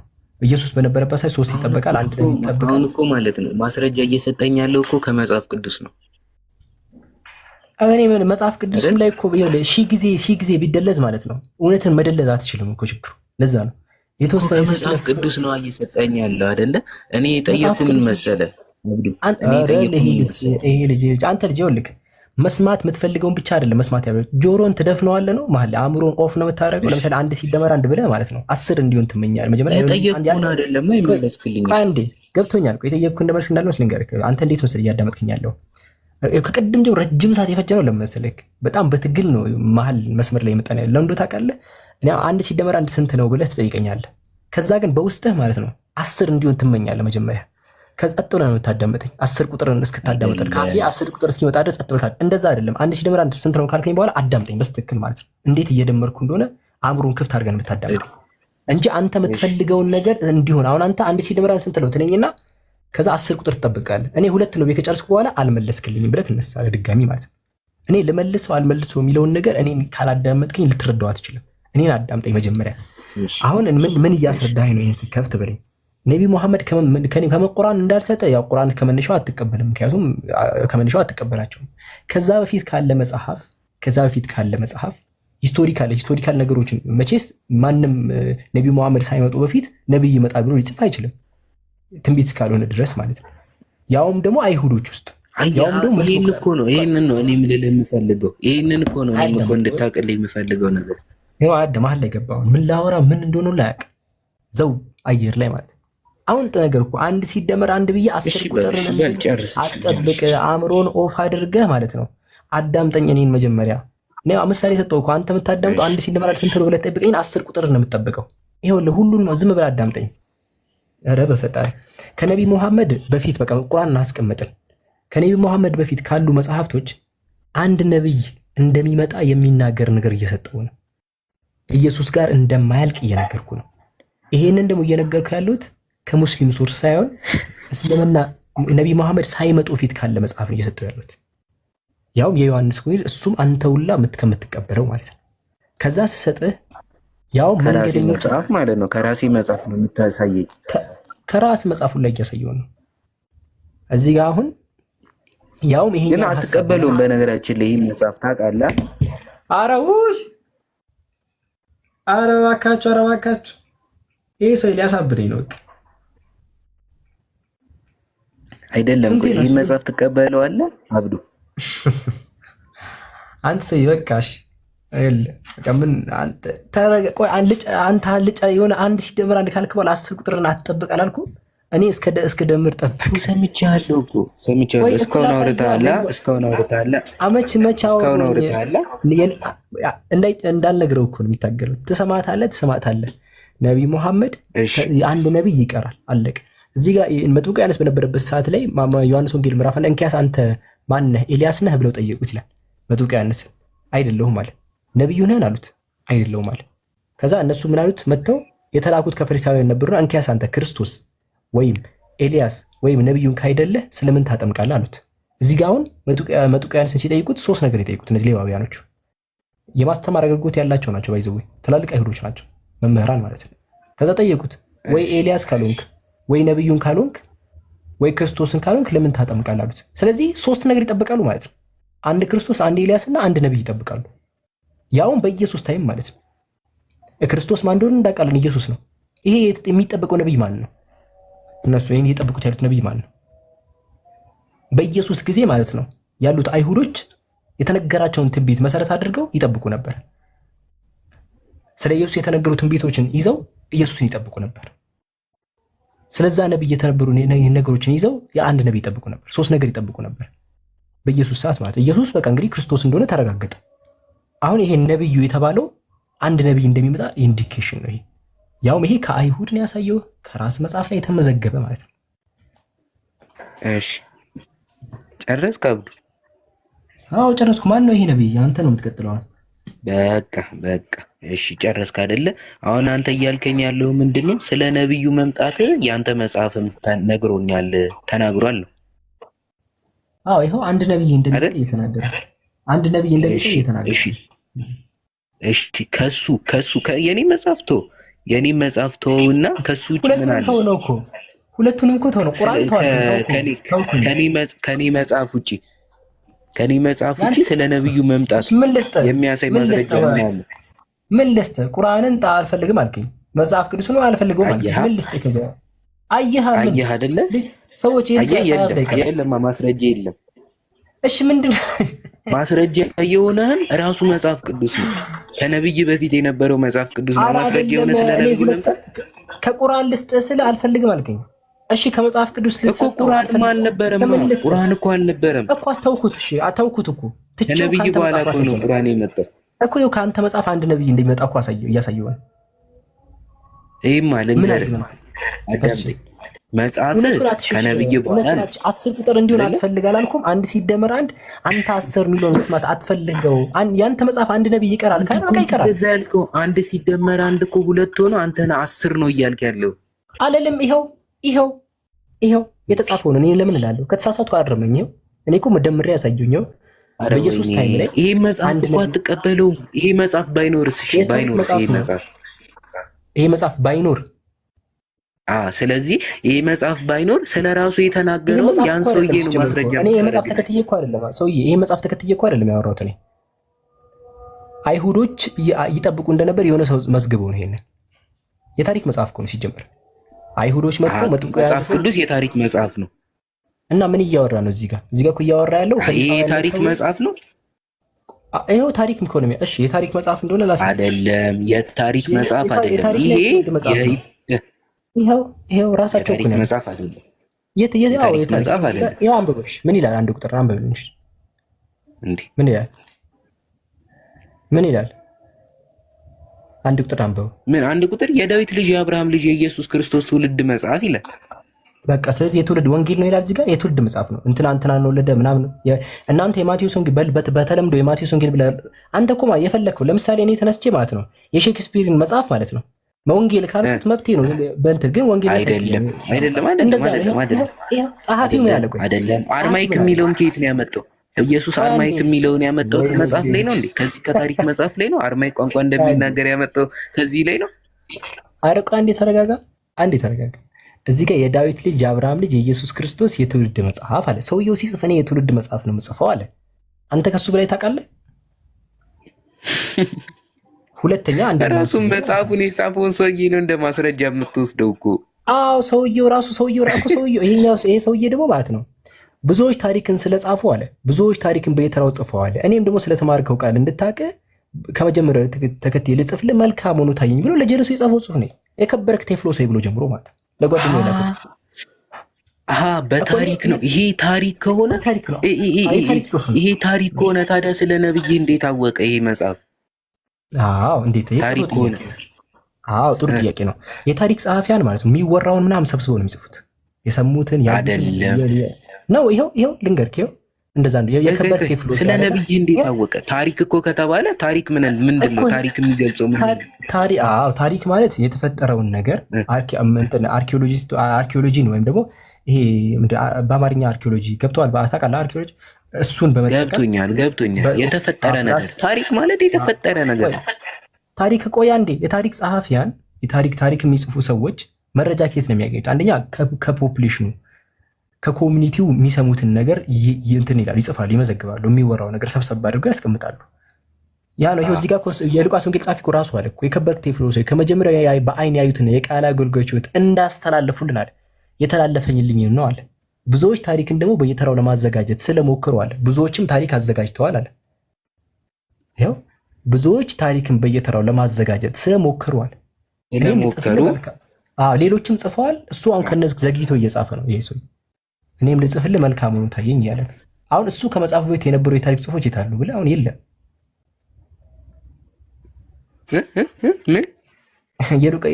ይሄንን ጽሁፍ የሉቃስ ወንጌል የተባለውን ጽሁፍ ይሄ ሰውዬ ከመጽሐፉ በፊት የጻፉት ሰዎች የእነሱ መጽሐፍ የታለ? ብዙዎች ጽፈዋል አለ እሱ። እንዴ የእነሱ መጽሐፍ ማለት እነሱም እኮ ታሪክ ነው የጻፉት እያልከኝ ነው። አሁን ለምሳሌ እነ ዮሐንስ እነ ማቴዎስ ታሪክ ነው የጻፉት እያልከኝ እኮ። ይሄ እነ ዮሐንስ ማቴዎስ ምናምን የሚለው ርዕስ አለ፣ ታይትል አለ አይደለ? እነዚህ ታይትሎች በአጠቃላይ ከሁለተኛ ክፍለ ዘመን በኋላ የተለጠፉ ናቸው እንዳለ ማለት ነው። እሺ የቅድሙን ብቻ ስለ ነብዩ የተነገረው የቅድሙ። ቆይ አንዴ የሚገርም ኢንትረስቲንግ አረፍተ ነገር ልነግርህ ነው። ቤተክርስቲያን ወስደው ማለት ነው የአሁኑ ሲያለ የማቴዎስ ወንጌል እንዲህ ያለ ሲሉ ወላሂ እየፎገሩ የታሪክ ጽሁፍ ነው። ማን እንደሚያወራ አታውቅም። የሰውየው ራሱ አልሰማሁም። ብዙዎች ብሎ አንዱ ለቴፍሎስ የላከው ጽሁፍ ነው እና ምን ልትለኝ አሁን ይህን ቤተክርስቲያን አምላክ መመሪያ አድርጎ መስጠት ይመስላል። ስለ ነብዩ የተናገረባት ማቴዎስ ጻፈው፣ ማርቆስ ጻፈው፣ ዮሐንስ ጻፈው። እንዳትሸወድ። ሲጀመር ዮሐንስ ራሱ የተማረ ሰው አይደለም እንኳን ለመጻፍ ይቅርና ማስረጃ ልስጥ። እሱ እኛ እናውቃለን፣ የተማሩ እንዳልሆኑ ሁሉንም ነገር እናውቃለን። አልጻፉም እኮ ነው አልጻፉም ከመንሻው። እሺ እዚህ ያላችሁ ሰዎች አንድ ምን አላሉ? ምንም ወንጌል የጻፈ ሰው ወንጌል የጻፈ ሐዋርያ የለም ሲጀመር። ስለ ነብዩ መምጣት ታዲያ ማን ነው የጻፈው? የታሪክ ጽሁፍ ነው ይሄ። ከነብዩ ሳሰን በፊት የነበሩ የታሪክ ጽሁፎች ወረቀቶች አሉ። እነዛን አንብበን ነው እንጂ አነበበን። ያው እኔ ማን እንደጻፈው የከሌ ጽፎት አልኩ ብዬ አይደለም አነበው። ከነብዩ መሐመድ በፊት የነበረ ጽሁፍ ስለሆነ ነው። ሰንበዲ ጽፏል። ቪዲዮ ነው ማን እንደሆነ እኔ ብቻ አይደለም ያልኩት እኮ ያንተ የኢትዮጵያ መጽሐፍ ግን ትክክል ነበሩ ማለት ነው። ለምንድን ነው ታዲያ እንደ ትንቢት የምንቀበለው ካልከኝ፣ ምክንያቱም እነሱ ቀድመው የነበሩ ነው። ፕላስ ደግሞ እዛ ሌዋውያን እርስ በርስ የተወራው ሳሁን ያመጣውልኩ እነሱ ይኸውልህ እንዳይምታታብህ የሆኑ ሰዎች እንደዚህ ይፈጠራል ብሎ የጻፉትን አይደለም ያወጣውልክ።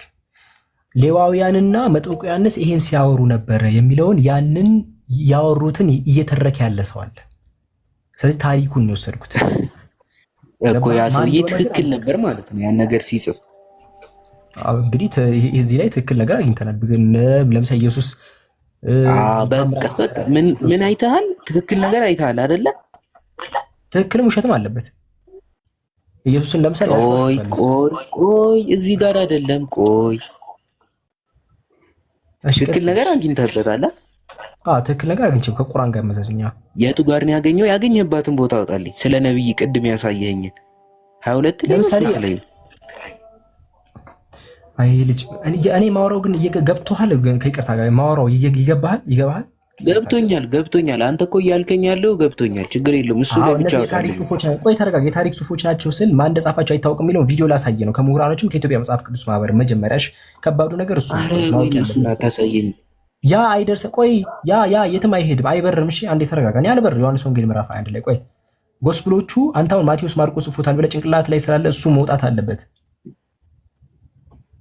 ገባህ? አኖኒመስ መሆናቸውን ማለት ነው። በነገራችን ላይ እኮ እሱን አውቀዋለሁ። በነገራችን ላይ አብዶ እኔ ልንገርህ አውቀዋለሁ፣ እሱን አውቀዋለሁ።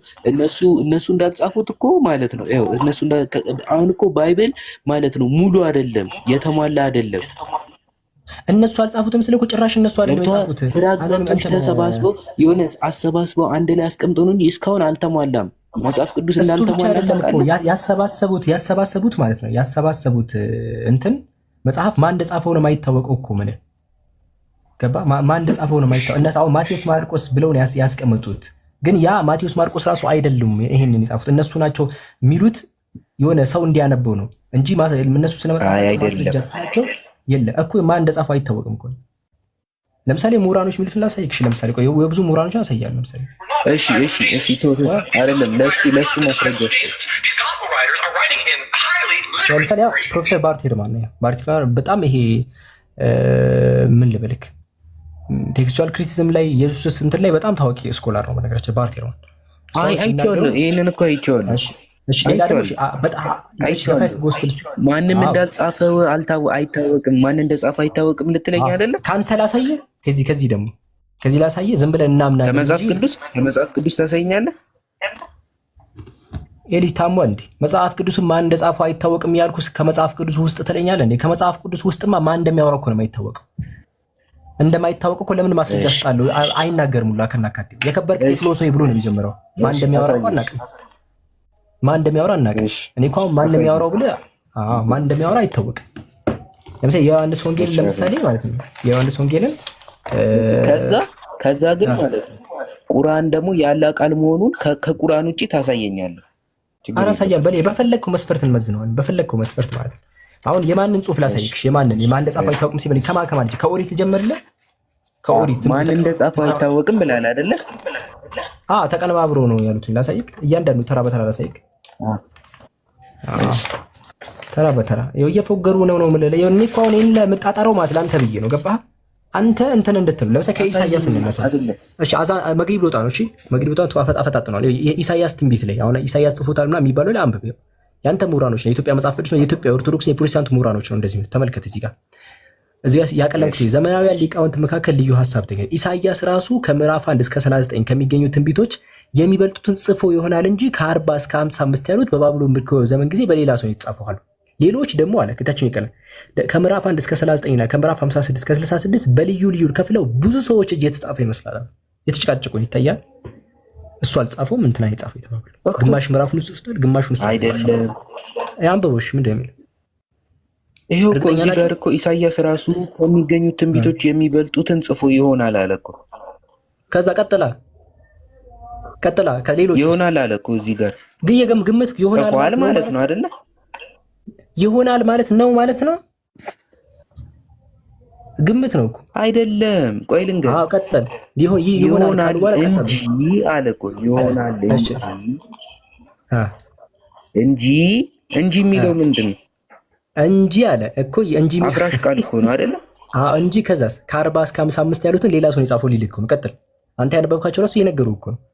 ከ1 እስከ 39 ኢሳያስ ጽፎ እሱ ካልሆነ ያልጻፈው ቆይ አንዴ አንብብ እስቲ። ቢያንስ አንድ አረፍተ ነገር አንብብ። አንተ ልጅ አንብብ። ጨርስ እኮ በዘመናዊያን ሊቃውንት መካከል ልዩ ልዩ ሐሳብ ተገኝተዋል አለ። ኢሳያስ ራሱ ከምዕራፍ 1 እስከ 39 ከሚገኙት ትንቢቶች የሚበልጡትን ጽፎ ይሆናል እንጂ ይሄ የሚለው ቃል አንተ እያልከኝ ያለው እሱ መጽሐፉን አያሳይም አይደል? ጨርሰህ አንብብ መጀመሪያ። ጤነኛ አይደለም እንዴ? ጤና የለም። 10 ቁጥር እናጠብቃለን። አንተ ህፃን ልጅ እንጂ ምን ሆናል? ይሆናል እንጂ ይሄው ይሆናል እንጂ ምዕራፍ 40 እስከ 55 በባቢሎን ምርኮ ጊዜ በነበረ በሌላ ነቢይ፣ ከ56 እስከ 66 ደግሞ ከምርኮ በኋላ በነበረ በሌላ ነቢይ ተጽፏል የሚሉ አሉ። አይታል መጽሐፉን ለስንት ከፈሉት? አሁን አንተ ያነበብካችሁት እንጂ ለሶስት ከፈሉት። ከአንድ እስከ 39 ኢሳያስ ጽፏል። ከ40 እስከ 55 ሌላ ነቢይ፣ ከ56 ጽፏል አይደል? ጽፏል አይደል? ወይ ኢሳያስ ስንት ምዕራፍ ነው? ጽፏል አይደል? ወይ ጽፏል። እሱ ብቻ ነገር ከ1 እስከ 39 ያለውን ጽፏል። ገና እሱ የሚቃወም አለ እኮ። ቆይ አሁን እንጨርስ መጀመሪያ። ከ56 ምናምን በኋላ ያለው ሌላ ሰው ነው የጻፈው የሚለውን ነገር ተስማማን። አሁን ከ1 እስከ 39 ያለው ላይ ተስፋ እንዳይሆን እንቀጥል። ከዛ ሌሎች የሚለው ጀምር ያቀለምኩት ሌሎች ደግሞ ከምዕራፍ 1 እስከ 39 እና ከምዕራፍ 56 እስከ 66 በልዩ ልዩ ክፍል ከፍለው ይላሉ። ከፍለው ምን ይላሉ እኮ ነው የሚለው። ይመስላል ይላሉ እኮ ነው የሚለው። ከፍለው በብዙ ሰዎች እጅ የተጻፈ ይመስላል እያለ እኮ ነው ወንድም። ከላይ ያሉትም እኮ እንደዛ ነው እኮ እያሉ ያሉት። ሁሉም እኮ የመሰሉ ይጻፉ አይደለም። ጽፏል የጻፈ ይመስላል አይደል? እሺ ጽፏል ነው ያሉት። ይሄው አሳየኝ እንዴ! ይሄውና ቆይ ኢሳያስ ራሱ ከ1 እስከ 39 የሚገኙትን ጽፏል ብለህ አላልክም እንዴ? አሁን ከዛስ ቀጣኛው ረፍት ነገር አይታይም? ጽፏል የታል? ጽፏል የሚለው ቃል የታለ? ቆይ እሺ ጽፏል አልጻፈም? ከ1 እስከ 39 የሚገኙትን ጽፏል አልጻፈም? ኧረ አንብብ መጀመሪያ የተጻፈውን አንብብ እኮ ወንድሜ። ኢሳያስ ራሱ በዘመናውያን ሊቃውንት መካከል ልዩ ልዩ ሀሳብ ተገኝቷል። ምንም እንዳትናገር። በዘመናውያን ሊቃውንት መካከል ልዩ ልዩ ሀሳብ ተገኝቷል። ኢሳያስ ራሱ ከምዕራፍ 1 እስከ 39 ከሚገኙ ትንቢቶች የሚበልጡትን ጽፎ ይሆናል እንጂ አለ። ጽፎ ይሆናል። ከዛ ደግሞ ከምዕራፍ 40 እስከ 55 አንዴ ቁም። ጽፎ ይሆናል። ለምሳሌ ሄዶ ይሆናል፣ መጥቶ ይሆናል ማለት። ስለዚህ አልጻፈውም ነው አሁን የምትለው? አሁንም እየገመቱ ነው እነዚህ ጽፏል ያሉት ራሱ እነዛም ግን ይኸው እየገመቱ ነው። አይታወቅም እኮ ያሉት ማን እንደጻፈው አይታወቅም። መጽሐፍ እኮ ነው የምልህ። ያንተ ሊቃውንቶች እየተመራመሩ ብትንትናቸው ነው የወጣው። አንዳቸው ሁሉ እርግጠኛ ሆነው የሚያወሩት የለም። አሁን ከ1 እስከ 39 ራሱ ገምተው ነው። ይሄ ከ1 እስከ 39 ጽፎ ይሆናል እንጂ ከ40 እስከ 55 ሌላ ሰው ነው የጻፈው አለ። ከ1 እስከ 39 የሚለውን ራሱ እየገመቱ ነው ይሆናል ነው። ሌሎቹ ደግሞ እሺ ከላይ ያለው ቶቶ ኢሳያስ ከላይ የሚል ኢሳያስ የነገስታትን ታሪክ የሚለው ቶቶ ለምን ተቀረረከው ጻፈ የሚለው እሱማ ስለ ኢሳያስ ስለሚያወራ ነው። አዲሙ ነው ስለ ኢሳያስ ያለፈ ታሪክ ነው። እሺ አንብቡ። ኢሳያስ የነገስታትን ታሪክ መጻፍና ምን ሆነ ጻፈ የሚለው ወላሂ አንድ ነገር ትሩዝ አንዴ እኔ ማለት ነው አንዴ ልንገርህ። እኔ ማለት ነው ለምን አጠፋው ልከፍትልህ ለምን ከእውነት ትርቃለህ? እኔ አንዴ ልንገርህ እኮ ለነገር እኮ አንዴ ብቻ እኔ ማለት ነው እኔ ማለት ነው ከቁርአን ላይ ከእንደዚህ ነገር እንደዚህ አንድ ከላይ አንድ አረፍተ ነገር እንትን ቋይ ጻፈ አይታወቅም ይላል አንድ ብታመጣልኝ ማለት ነው እኔ እዛ ላይ ነው ፎከስ ማድረገው። አንተ ማለት ነው ለማመን ነው የምትታገለው። ለማመን መጽሐፉን አንዴ ያቀለምኩትን ሙሉ ማለት ነው አይታወቅም ያሉትን ተውከው፣ ዘለልከው፣ ቦታ አትሰጠውም። ለምንዱ ታውቃለህ? እሳት ውስጥ እየገባህ እንኳን ቢሆን እሳት ውስጥ መግባት ነው ፈልገው ጻፈ ይላል። ተጋጨ። አሁን ያመጣው መጽሐፍ ራሱ እርስ በእርሱ ተጋጨ። የታለ ሰው ወላሂ አላህ ምስክሬ ነው ማለት ነው። እንደዚህ አይነት ፍጥረት እንዳለ በወሬ ደረጃ ቢነገረኝ ማለት ነው አላምንም ነበር። በታሪክ እንደዚህ አይነት ፍጥረታት አሉ ለመሞት ማለት ነው ገሃነም ለመግባት they try everything they can ባል ማለት ነው። መጽሐፉን እንዳልተጻፈ እንኳን ምሁራን ሲጋጩ እንኳን ብታሳያቸው አቅልም ብታሳያቸው አያዩም። አይናቸውን ይደፍኑታል። አይንን ግንባር አሳየው አቅልም ያሳይቼ ምሁራኖቹ ማለት ነው። እሱን አንዴ አታጥፈው። ይሄው አንብበው ከላይ ምን ይላል? እንደውም እንትን ሃይላይት ልታረጋት አልክላ ከዛ ተውከው። እኔ ነኝ እኮ ያነበብኩት አንተ ልጅ፣ እኔ ነኝ እኮ ያነበብኩት ይሄንን እኔ ነኝ እኮ። ጭራሽ ደግሞ እኔን ለምን ሃይላይት እንዳደረኩ ልትነግረኝ ነው? እኔ ነኝ እኮ የመጽሐፍ ላይ ክፈተውና አንተ ወላሂ ይኸውልህ ገሃነም ላይ ቀድመ ቪዛ ኦን አራይቫል እንትን በል ደርሰህ ጊዜ ማለት ነው። ወላሂ ምንድን ነው አንተ ኢሳይያስ ትንቢት ይላል። ከዛሬ በኋላ ባይዘው ትሩዝ የቂያማ ቀን ላይ ወላሂ እኔና አንተ ያው የትንሣኤ ቀን ላይ ተገናኝተህ ማለት ነው ትሩዝ ገሃነም ነበረ ብትለኝ ወላሂ ምን ለ0.001% አላዝም ይትላል። ምክንያቱም ዩትራይድ ለመውደቅ እየታገልክ ነው። አሁን ጭራሽ ለምን እንዳቀለምኩት ሊነግረኝ ነው ልጅ አይደለም እሱም ብቻ ያዘልኝና አንድ ይላል ልታቀልመው አስበህ ተውኩ ይለኛል ነበር ካንተ ቆይ አንዴ እኮ ምላስን ጠብቃ ታዲያ እኔ ለምን እንዳቀለምኩት ነበርክ መች ነው ያቀለምኩት ይሄን እሺ ይቅርታ እሺ ይቅርታ ሰውዬው ጤነኛ አይደለም እንዴ እሺ ቀጥል አሁን እኔ ለምን እንዳላቀለምኩት አሳያለሁ ቀጥል የኢሳይያስ ትንቢት አለና ኢሳይያስ የነገስታትን ታሪክ መጽሐፍትና የምን መጽሐፍ የትንቢት መጽሐፍ ጻፈ አለ አይደለ ግን ይሄንን ትተኸው ከዛ ምን ጠቀሰ አንብብ ይል ባይዘው ዜና መዋዕል አለ አንዴ ተረጋጋ እዚህ ጋር ስናነብ ማለት ነው ኢሳይያስ ራሱ ከአንድ እስከ ምናምን የሚጽፉ ትንቢቶች ጽፎ ብለ 30 ደቂቃ የፈጀው ይሆናል የሚለውን እስክናነብ ድረስ ማለት ነው 100 ዓመት ነው የፈጀብን መሀል ላይ ያቆምክ ማለት ነው። አሁንም እዚህ ጋር መጣህና ማለት እዚህ ጋር አቁመህ 50 ዓመት ልትፈጅ ነው። አስወርድሃለሁ ቀጥላ ያለው ማታነብ ከሆነ ማለት ነው።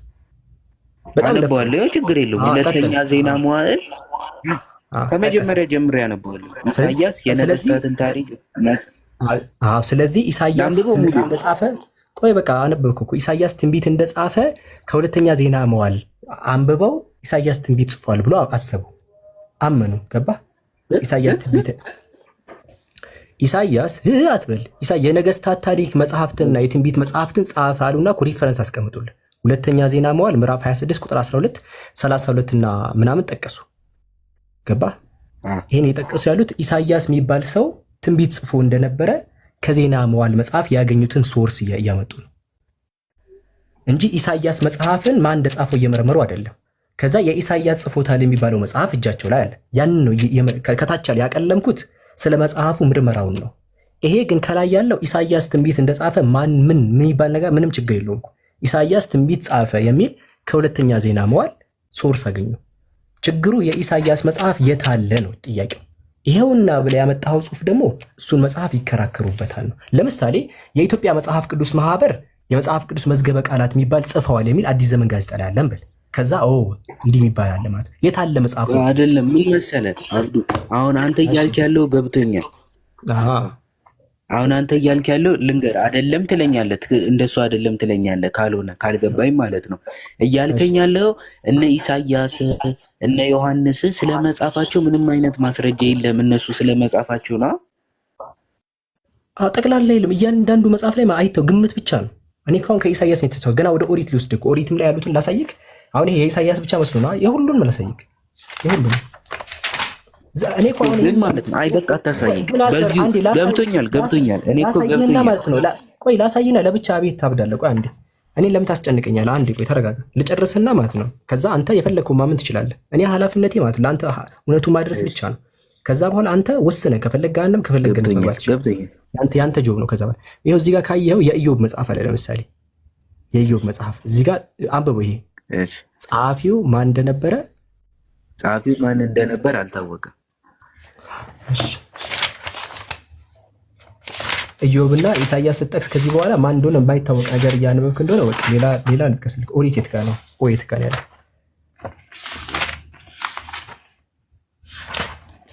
እኔ ሰይጣን ራሱ እንደዚህ የሚታገለኝ አይመስለኝም። አንተ ዝም በል ነበር ምለው ከላይ እንደዛ ከተፈ እኔ ማ ችግር የለብኝም። እኔ እኮ እንደዛ እየታገልኩኝ እየታገልኩልህ ነው። ገባህ? ለምን እንደሆነ ታውቃለህ? አንተም ቶሎ እንድታምን አልጠብቅም። ከልጅነት ጀምሮ ያስከውን ነገር ባንዴ ማን እንደጻፈ አይታወቅም ብለህ እንደዛ ውስጥ ይቀበላል ብዬ እኮ አይደለም። ግን ሰው እንዴት ቆይ ለህይወቱ እንደሆነ ለህይወቱ እንደሆነ ካወቀ ለምን ይታገላል የሚለው ነገር ነው። እሺ ይሄው እዚህ ጋር ይሄኛው ስለ ኦሪት ደግሞ ተመልከት። ይሄው ኦሪት ከጥንት ጀምሮ አምስቱ የሙሴ መጽሐፍት በመባል ይታወቃል። አሁን ኦሪት ሲባል በቃ አምስቱ የሙሴ መጽሐፍት ተብሎ ይታወቃል። ግን ከ10ኛው ክፍለ ዘመን ገደማ ጀምሮ ግን አንዳንድ መምህራን ኋለኞቹ ነቢያትና ጻፊዎች የእስራኤል በይሁዳ መንግስት ዘመን ከምርኮ በኋላ ባለው ዘመን ጽሁፎችንና ይታያል ጽሁፎችንና የቀደሙ የባህል ህጎችን ሰብስበው አቀነባበሯቸው ይላል። አሁን ያስከው ጽሁፍ ከባቢሎን ከምርኮ በኋላ ባህሎች ምናምን ተብሎ የተቀናበሩ ናቸው። ማን እንደሚያወራ ግን እስቲ ላይ ይታወቅ። እሺ ከዝቅልና በእርግጥ ሙሴ ህግ መጻሕፍትን ጽፎ እንደጻፈ ይነገራል አለ። ጽፏል ይባላል። ነገር ግን ከዘጸአት ጀምሮ ምናምን እነዚህን የእስራኤል የጉዞ ታሪክ የመሳሰሉትን መዝሙራትን ምናምን እንደዚህ ይጠቅስና እነዚህ ክፍሎች ሌላ ሙሴ ብዙዎችን ሳይጽፍ አልቀረም አለ። ከሙሴ በፊት የነበሩ አባቶች አስቀድመው ሌሎች ጽፈው ይሆናል አለ። የገምቱ ነው። የሆነ ሰው ጽፎ ይችላል፣ ያ ጽፎ ይችላል። ስቲል ዲስፒዩትድ ነው። ድጋሚ መጽሐፎችን ሄደህ ስታነባቸው እኮ ማለት ነው ተናጋሪው ማን እንደሆነ አይታወቅም። አሁን የሙሴ ጊዜ ሙሴ ተወለደ፣ ሙሴ እንደዚህ ሆነ ምናምን እያለ ነው የሚያወራው። የመዝሙርን ላሳይቀር ይሄ ግን አሁን ማለት ነው እኔ እኮ ቅድም ነግሬ ነበረ አብዱ፣ ቅድም አልሰማኝም መሰለኝ። መጽሐፉ ራሱ ሙሉ ለሙሉ አልተገኘም ስላልሰማኝ አሁን እኮ ባይብል እኮ ሙሉ ለሙሉ የተሟላ አይደለም። ይሄን ታውቃለህ? ሙሉ ለሙሉ የተሟላ አይደለም። አዎ ማርቆስ ራሱ ተመልከተ። ይኸው እዚህ ፍራግመንቶች ናቸው አንድ ላይ እንትን ብለው ተሰባስበው ያሉት እንጂ ፍራግመንቱን ትተነው እኮ ነው። ፍራግመንቱን ካልሰማ የለም። ፍራግመንቱ እኮ ተወውና አለ ብለን ሁላ ተነስተን እኮ ነው ማን ጻፈው ማይታወቅ። አሁን እዚህ የማርቆስ ወንጌልን ጽሑፍ ተመልከቱ። የማርቆስ የተባለው ራሱ አሁን ወንጌል ብሎ ያስቀምጠው ማርቆስ ይልና ወንጌልን እንደጻፈ የቤተ ክርስቲያን አባቶች ይናገራሉ። ግን ማን እንደጻፈ አይታወቅም። ሰዎቹ ይናገራሉ ጽፈዋል ብለው ማለት ነው። መጽሐፉ አይደለም የሚናገሩ ሰዎች የአባቶች ተናገሩ ነው እኮ አሁን ማለት ነው።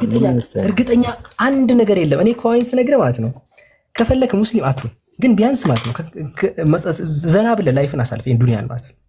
ምልህ ይሄን ነው ክርስቲያኑ ነው ከመሰቃይ ማለት ነው። ቀስ ብለህ ትሰልማለህ። ከፈለክ አትስለም፣ ግን ባሉት ልንገር ለምሳሌ ማለት ነው። እሺ አዳምጠኝ ልንገር። በዚህ አሁን ባሉት ፍራግመንቶች በተሰባሰቡት አላ የለም፣ በቃ የለም፣ ሲጀመር የለም። አሁን ለምሳሌ እኔ እኮ ማለት ነው አንተ እንዴት ነው አሁን ለምሳሌ ቁርአን ላይ የተጻፈው ቃል አለ፣ አንዴ ትሩዝ አንዴ ሁለታችንም አንተ ለምሳሌ ሞትን እንዲህ ብለን እንነሳ፣ ሁለታችን ሞትን።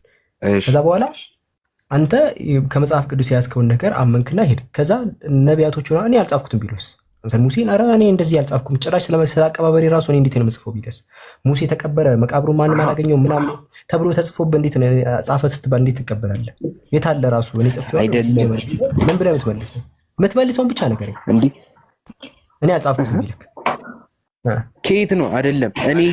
እኔ እኮ ማለት ነው ስማ ልንገር፣ እዚህ ላይ ይሄ እኮ ኢንፎርሜሽን ሊሆን ይችላል። እዚህ ጋር መጽሐፍ ቅዱስ ራሱ ነው የዚህ ሰዓት መጽሐፍ ቅዱስ የሚባል መጽሐፍ የለም አልኩ። አንተ እኮ ስለ ኦሪት ይኸው አንድ የተረጋጋ መጽሐፍ አይደለም።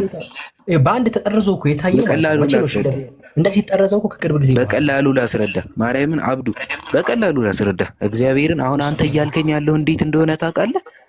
ና አብዱ፣ አንተ አብዱ ቅዱስ ቁርአን ያለ ቃል ና አሳየኝ። ከቁርአን ውጪ ና ያለ ቃል ስለመሆኑ ይሄ ማስረጃ ብለህ ና አሳየኝ እኮ። እኔ እኮ አሳያለሁ እኮ ትክክለኛ ጥያቄ እኮ። እሺ አሳየኝ። ከመጽሐፍ ቅዱስ ውጪ ማለት ነው ከቅዱስ ቁርአን ውጪ የቅዱስ ቁርአን ያለ ቃል ስለመሆኑ ለነብዩ መሐመድ ምስክር የሚሆነው ንገረኝ። እኮ ምንድነው ቁርአንን የፈጣሪ ቃል እንድንል ያደረገን የሚለው እኮ ትልቅ ጥያቄ እኮ ነው። ይሄን እኛ ሳንመልስ ነው እንዴት ታዲያ ሙስሊም ነው ስታስበው? አይደለም እኮ ገብቶ ስለመሆኑ ነው እንድልን ያደረገን ሳይሆን ስለመሆኑ እኮ የሚሰማህ ከሆነ ምን አንድ ጆሮን ኮርኮር ካረከው እኔ ያንን ከቁርአን ውስጥ ቁርአን ስለሚል ሳልል ገለልተኛ ከሆነ ነገር ቁርአን የፈጣሪ ቃል እንደሆነ አረጋግጣለሁ። ይኸው እኔም ደግሞ አረጋግጣለሁ። አረጋግጥልኝ። እሱ ነው እያወራን ያለ ነው። ሙሴ እንደጻፈው ኦሪት ለምሳሌ ቆይ ልንገር። ለምሳሌ አሁን ከኦሪት ጀመር። ከኦሪት ተነስና ኦሪትን ማን ነው የሚያወራው? ኦሪትን ማን ነው? አይደለም ይሄው ከሙሴ ጀመርን እኮ ይሄው ከሙሴ አይታወቅም አይደል እኮ ሙሴ እንደጻፈው አይታወቅም። ሙሴ አልጻፈውም ሲጀመር። ይሄንን ጽፎታል ካልክ አንተ እኮ ነው ማስረጃ የምታመጣው ማለት ሙሴ አልጻፈውም። እነሱ አንተ ዝም ብለህ የሰማውን ነገር ሙሴ ጽፎታል ስላሉ እንዴ አልጻፈውም። ሙሴ ስላማሞቱ ይጻፈ ነው እንዴ? ቆይ ኢየሱስ መምጣቱ ሂስቶሪካሊ ይታወቃል አይደለ? ሂስቶሪካልማ ሰዎቹ እንደነበሩ ይታወቃል። ሰዎቹ እንደነበሩ ይታወቃል። ሰዎቹ እንደነበረ ኢየሱስ ስለመምጣቱ ሂስቶሪካሊ ይታወቃል፣ ያለ መጽሐፍ ቅዱስ እገዛ ማለት ነው።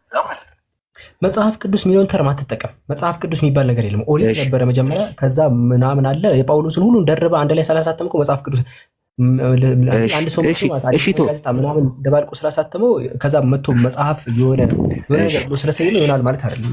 አሁን ኦሪትን በቀላሉ ልንገር፣ ይኸው በቀላሉ ልንገር ኢየሱስ መጥቷል ሂስቶሪካሊ። ይሄኛው ደግሞ ሂስቶሪካሊ በቃ እንደመጣ ተረጋግጧል አይደለ? እኔ መጽሐፉን እኮ ነው ያልኩ። ሰዎቹ የሉም አላልኩም እኮ። ሰዎቹ እኮ አሉ። ቆይ እኮ ይኸው ልመጣልህ ነው። እንደ መምጣቱ ተረጋግጧል፣ እንደመጣ ተረጋግጧል አይደል? ተረጋግጧል አይደለ? አዎ። የትኛው የታሪክ መጽሐፍ ነው ስለ ኢየሱስ መምጣት የተናገረው? ይሄ ብቻ እኮ መልስ ይሆናል። የትኛው ነው? የትኛው የታሪክ መጽሐፍ? ምሁራኖች እነ ጆሲፈስ ምናምን መጀመሪያ ክፍለ ዘመን የነበሩ የታሪክ ጸሐፊያን እኮ ስለ ኢየሱስ መምጣት ታሪክ ብለህ ስለ ኢየሱስ መምጣት ትላለህ። ሃይማኖተኛ እኮ አይደሉም ታሪክ ጸሐፊያን፣ የተፈጠረው ነው የሚጽፉት። በክፍለ ዘመኑ የነበሩ የመጀመሪያ ክፍለ ዘመን የነበሩ የታሪክ ጸሐፊያን አሉ። ሂስቶሪያን መካከል ለምሳሌ እነ ጆሲፈስ አሉ ምናምን ከነዛ እንደዛ ከሆነ ደግሞ በኦሪት የተጻፈው ከነሱ በፊት ተጽፎ እንደነበር እኮ ሂስቶሪካሊ የተረጋገጠ ነገር እኮ ነው። ኢየሱስ እንደሚመጣ እኮ ከሱ በፊት ሃይማኖት ውስጥ ነው ያለው። አንዴ ከጭንቅላትን ከሃይማኖት ውጣ አንተ። አሁን አንተ ጭንቅላት ላይ ኦሪት የሚባል ነገር ያለው አንተ ጭንቅላት ላይ ነው። እኔ ሳየው ደግሞ ስለ ሙሴ የሚያወራ መጽሐፍ ነው። ስለ ሙሴ አኗኗር የሚያወራ መጽሐፍ ነው። አንተ እኮ ነው ስታየው ኦሪት የሚመስልህ። ኦሪት አይደለም፣ ስለ ሙሴ አኗኗር ነው የሚያወራው። ላሳየህ። ቆይ እሺ፣ ለምሳሌ ሙሴ እንዴት ለምሳሌ ላሳየህ። የሆነ ሰውዬ ነው የሚያወራው ስለ እንትን ማለት ነው። ለምሳሌ ይኸውልህ አሁን ኦሪት ለምታየው አንተ ነህ። ይኸው ይታያል። ስለምንድን ነው የሆነ ሰውዬ የሚያወራው? ስለ ሙሴ የሚያወራው ማን እንደሆነ አናውቅም። አንብበው እሺ። ለምሳሌ ያ ሰውዬ ማን እንደሆነ አናውቅም አይደለ? አንብብ፣ ይሄንን አንብብ። ምን ይላል? እሺ ሙሴም በምድር ላይ ካሉት ሰዎች ሁሉ ይልቅ እጅግ ትሁት ሰው ነበረ ይላል እኮ። ስለ ሙሴ ትሁትነት እየነገረ ነው። እግዚአብሔርም ወዲያው ሙሴንና አሮንን ማርያም ሶስታቸው ወደ መገናኛው ድንኳን ውጡ ብሎ ተናገረ። ሶስቱም መጡ። ሙሴ ትሁት ሰው ነበረ ምናምን እያለ እየነገረ ነው ሰውዬ። ከዛ ይቀጥላሉ። ሙሴ ጎበዝ በሆነ ጊዜ ባደገ ጊዜ እያለ ይነግረናል። ስለ ሙሴ ሙሉ ነገር የሚነግረን ያው ቆይ ላሳየህ። እሺ ጎበዝ በሆነ ጊዜ ባደገ ጊዜ ማለት ነው። ይታያል። የሆነ ሰው ማን እንደሚያወራ አናውቅም። ይኸውልህ ወደ ዘጸአት ምዕራፍ 2 ላይ ደግሞ በዚያም ወራት እንደዚህ ሆነ እየተረከ ነው ሰውየው። ሙሴ ጎበዝ በሆነ ጊዜ ወደ ወንድሞቹ መጣ፣ የሰራቸውንም መከራ ተመለከተ። የሰራዊት መከራ ተመለከተ። የግብፅ ሰው ወንድሞቹን እኮ የዕብራውያንን ሰዎች ሲመታ አየ እያለ ማለት ነው። ትሁት ሰው ነበር። ከዛ ስለ አሟሟቱ ይነግረናል። ደግሞ ማለት ሞተ ምናምን ተቀበረ ይለናል። እኔ አሁን የጠየቅኩ ምን መሰለህ? ቆይ አትሂድ። ያው ሃይማኖተኛ ጭንቅላትን አውጣ ከዚህ። አሁን አንተ አሁን ይሄንን ዝም ብለህ በእምነትኩ መብት ነው ከበደን የጻፈው ብለህ መቀበል ትችላለህ። ግን ማስረጃ እዚህ የሚያወራው ሙሴ ግን በጭራሽ ሊሆን አይችልም። ይሄንን ሙሴ አይደለም እየጻፈ ያለው፣ ምክንያቱም ከሙሴ በኋላ ያለ ሰው ነው ስለ ሙሴ አኗኗር እየተናገረ ያለው። እዚህ ጋር ላሳይክ። እዚህ ጋር ሲናገር ነው፣ ቀጥሎ ይናገራል። ይኸው ቁጥር 5 ላይ የእግዚአብሔር ባሪያ ሙሴ እንደ እግዚአብሔር ቃል ምንድነው በዚያ በሞዓብ ምድር ሞተ፣ በቤተ ፌጎን ፊት ለፊት በምድር ሸለቆ ውስጥ ተቀበረ። ይሄ ምን መሰለህ አብዱ፣ አንዴ ላቋርጥ። እስከ ዛሬ የሚለውን አንብብልኝ። እስከ ዛሬ የሚለውን አንብብልኝ ሳታቋርጠኝ ማለት ነው። የቱ ጋር ነው? እሺ ቆይታ ቁጥር 6 እሺ በቤተ ፌጎር ምን ነው የሚለው? በቤተ ፌጎር ፊት ለፊት በሞዓብ ምድር በሸለቆ ውስጥ ተቀበረ። እስከ ዛሬም ድረስ መቃብሩን ማንም አላወቀውም ማለት። ማንም ያወራው እስከ ዛሬ ድረስ እያለ ነው ጸሐፊው። እስከ ዛሬ ድረስ ማንም አያውቅም እያለ የሆነ ሰው ማይታወቅ እኮ ሙሴ ተቀብሯል፣ ግን ይሄ ሰው ግን እስከ ዛሬ ማንም አላወቅም ማለት። ስለዚህ ሰንበዲ ከሙሴ በኋላ ያለ ሰው ነው ይሄን የሚያወራው። ምክንያቱም እስከ ዛሬ ካለ መቃብሩን እንትን ተብሏል፣ ግን እስከ ዛሬ ማንም አያውቅም ቦታውን እያለ ነው። እስከ ዛሬ እያለ ነው። እኔ እኮ ቁጥር 8 ላይ የእስራኤል ልጆች በሞዓብ ሜዳ 30 ቀን ለሙሴ ያለቀሱለት፣ ለሙሴም ያለቀሱለት የልቅሶ ወራት ተፈጸመ። እኮ ማን ነው የሚያወራው? ይሄ ሰውዬ ማለት ነው። እሺ ከሙሴ አሁን ሙሴን ስታገኘው እኔ አይደለሁም ነው የሚልክ። ይሄን ኦብቪየስሊ ማለት ነው እኔ አልጻፍኩትም ይላል። እሱማ እኮ እኔም አውቀዋለሁ እሱ እንዳልሆነ እኮ። ማን ነው? እሺ ታዲያ እሱ እንዳልሆነ አውቀዋለሁ። ግን ቆይ አይደለም፣ ቆይ አንዴ አንድ ጥያቄ። አንተ መግሪብ ሊያልፈኝ ነው። ስንት 14 የማይታወቅ ሰው ይኸው መለስኩልህ። የማይታወቅ ሰው በቃ የማይታወቅ ሰው ታሪክን እየጻፈ ነው። ገባ? የሆነ ሰውዬ ታሪክ ጽፏል። አንተ እሱ ነው አሁን በቃ ኦሪት ዘፍጥረትንም በቃ ለምንድን ነው ኦሪት ያላችሁት? እሺ ኦሪት ዘፍጥረት፣ ኦሪት ዘዳግም እያላችሁ ለምንድን ነው የምትፎግሩት ሰዎች ታዲያ? አረ ወይኔ አየህ አይደለ? አየህ እዚህ ጋር ነው አሁን እዚህ ጋር ልዩነቱ ያለው። ዘመናምን እኮ ስለ ሙሴ የሚያወራው ይህ ሰውዬ ሙሴ ሞተ፣ ሙሴ ተቀበረ፣ ሙሴ እንዲሆነ የሚለው ኦሪት ነው።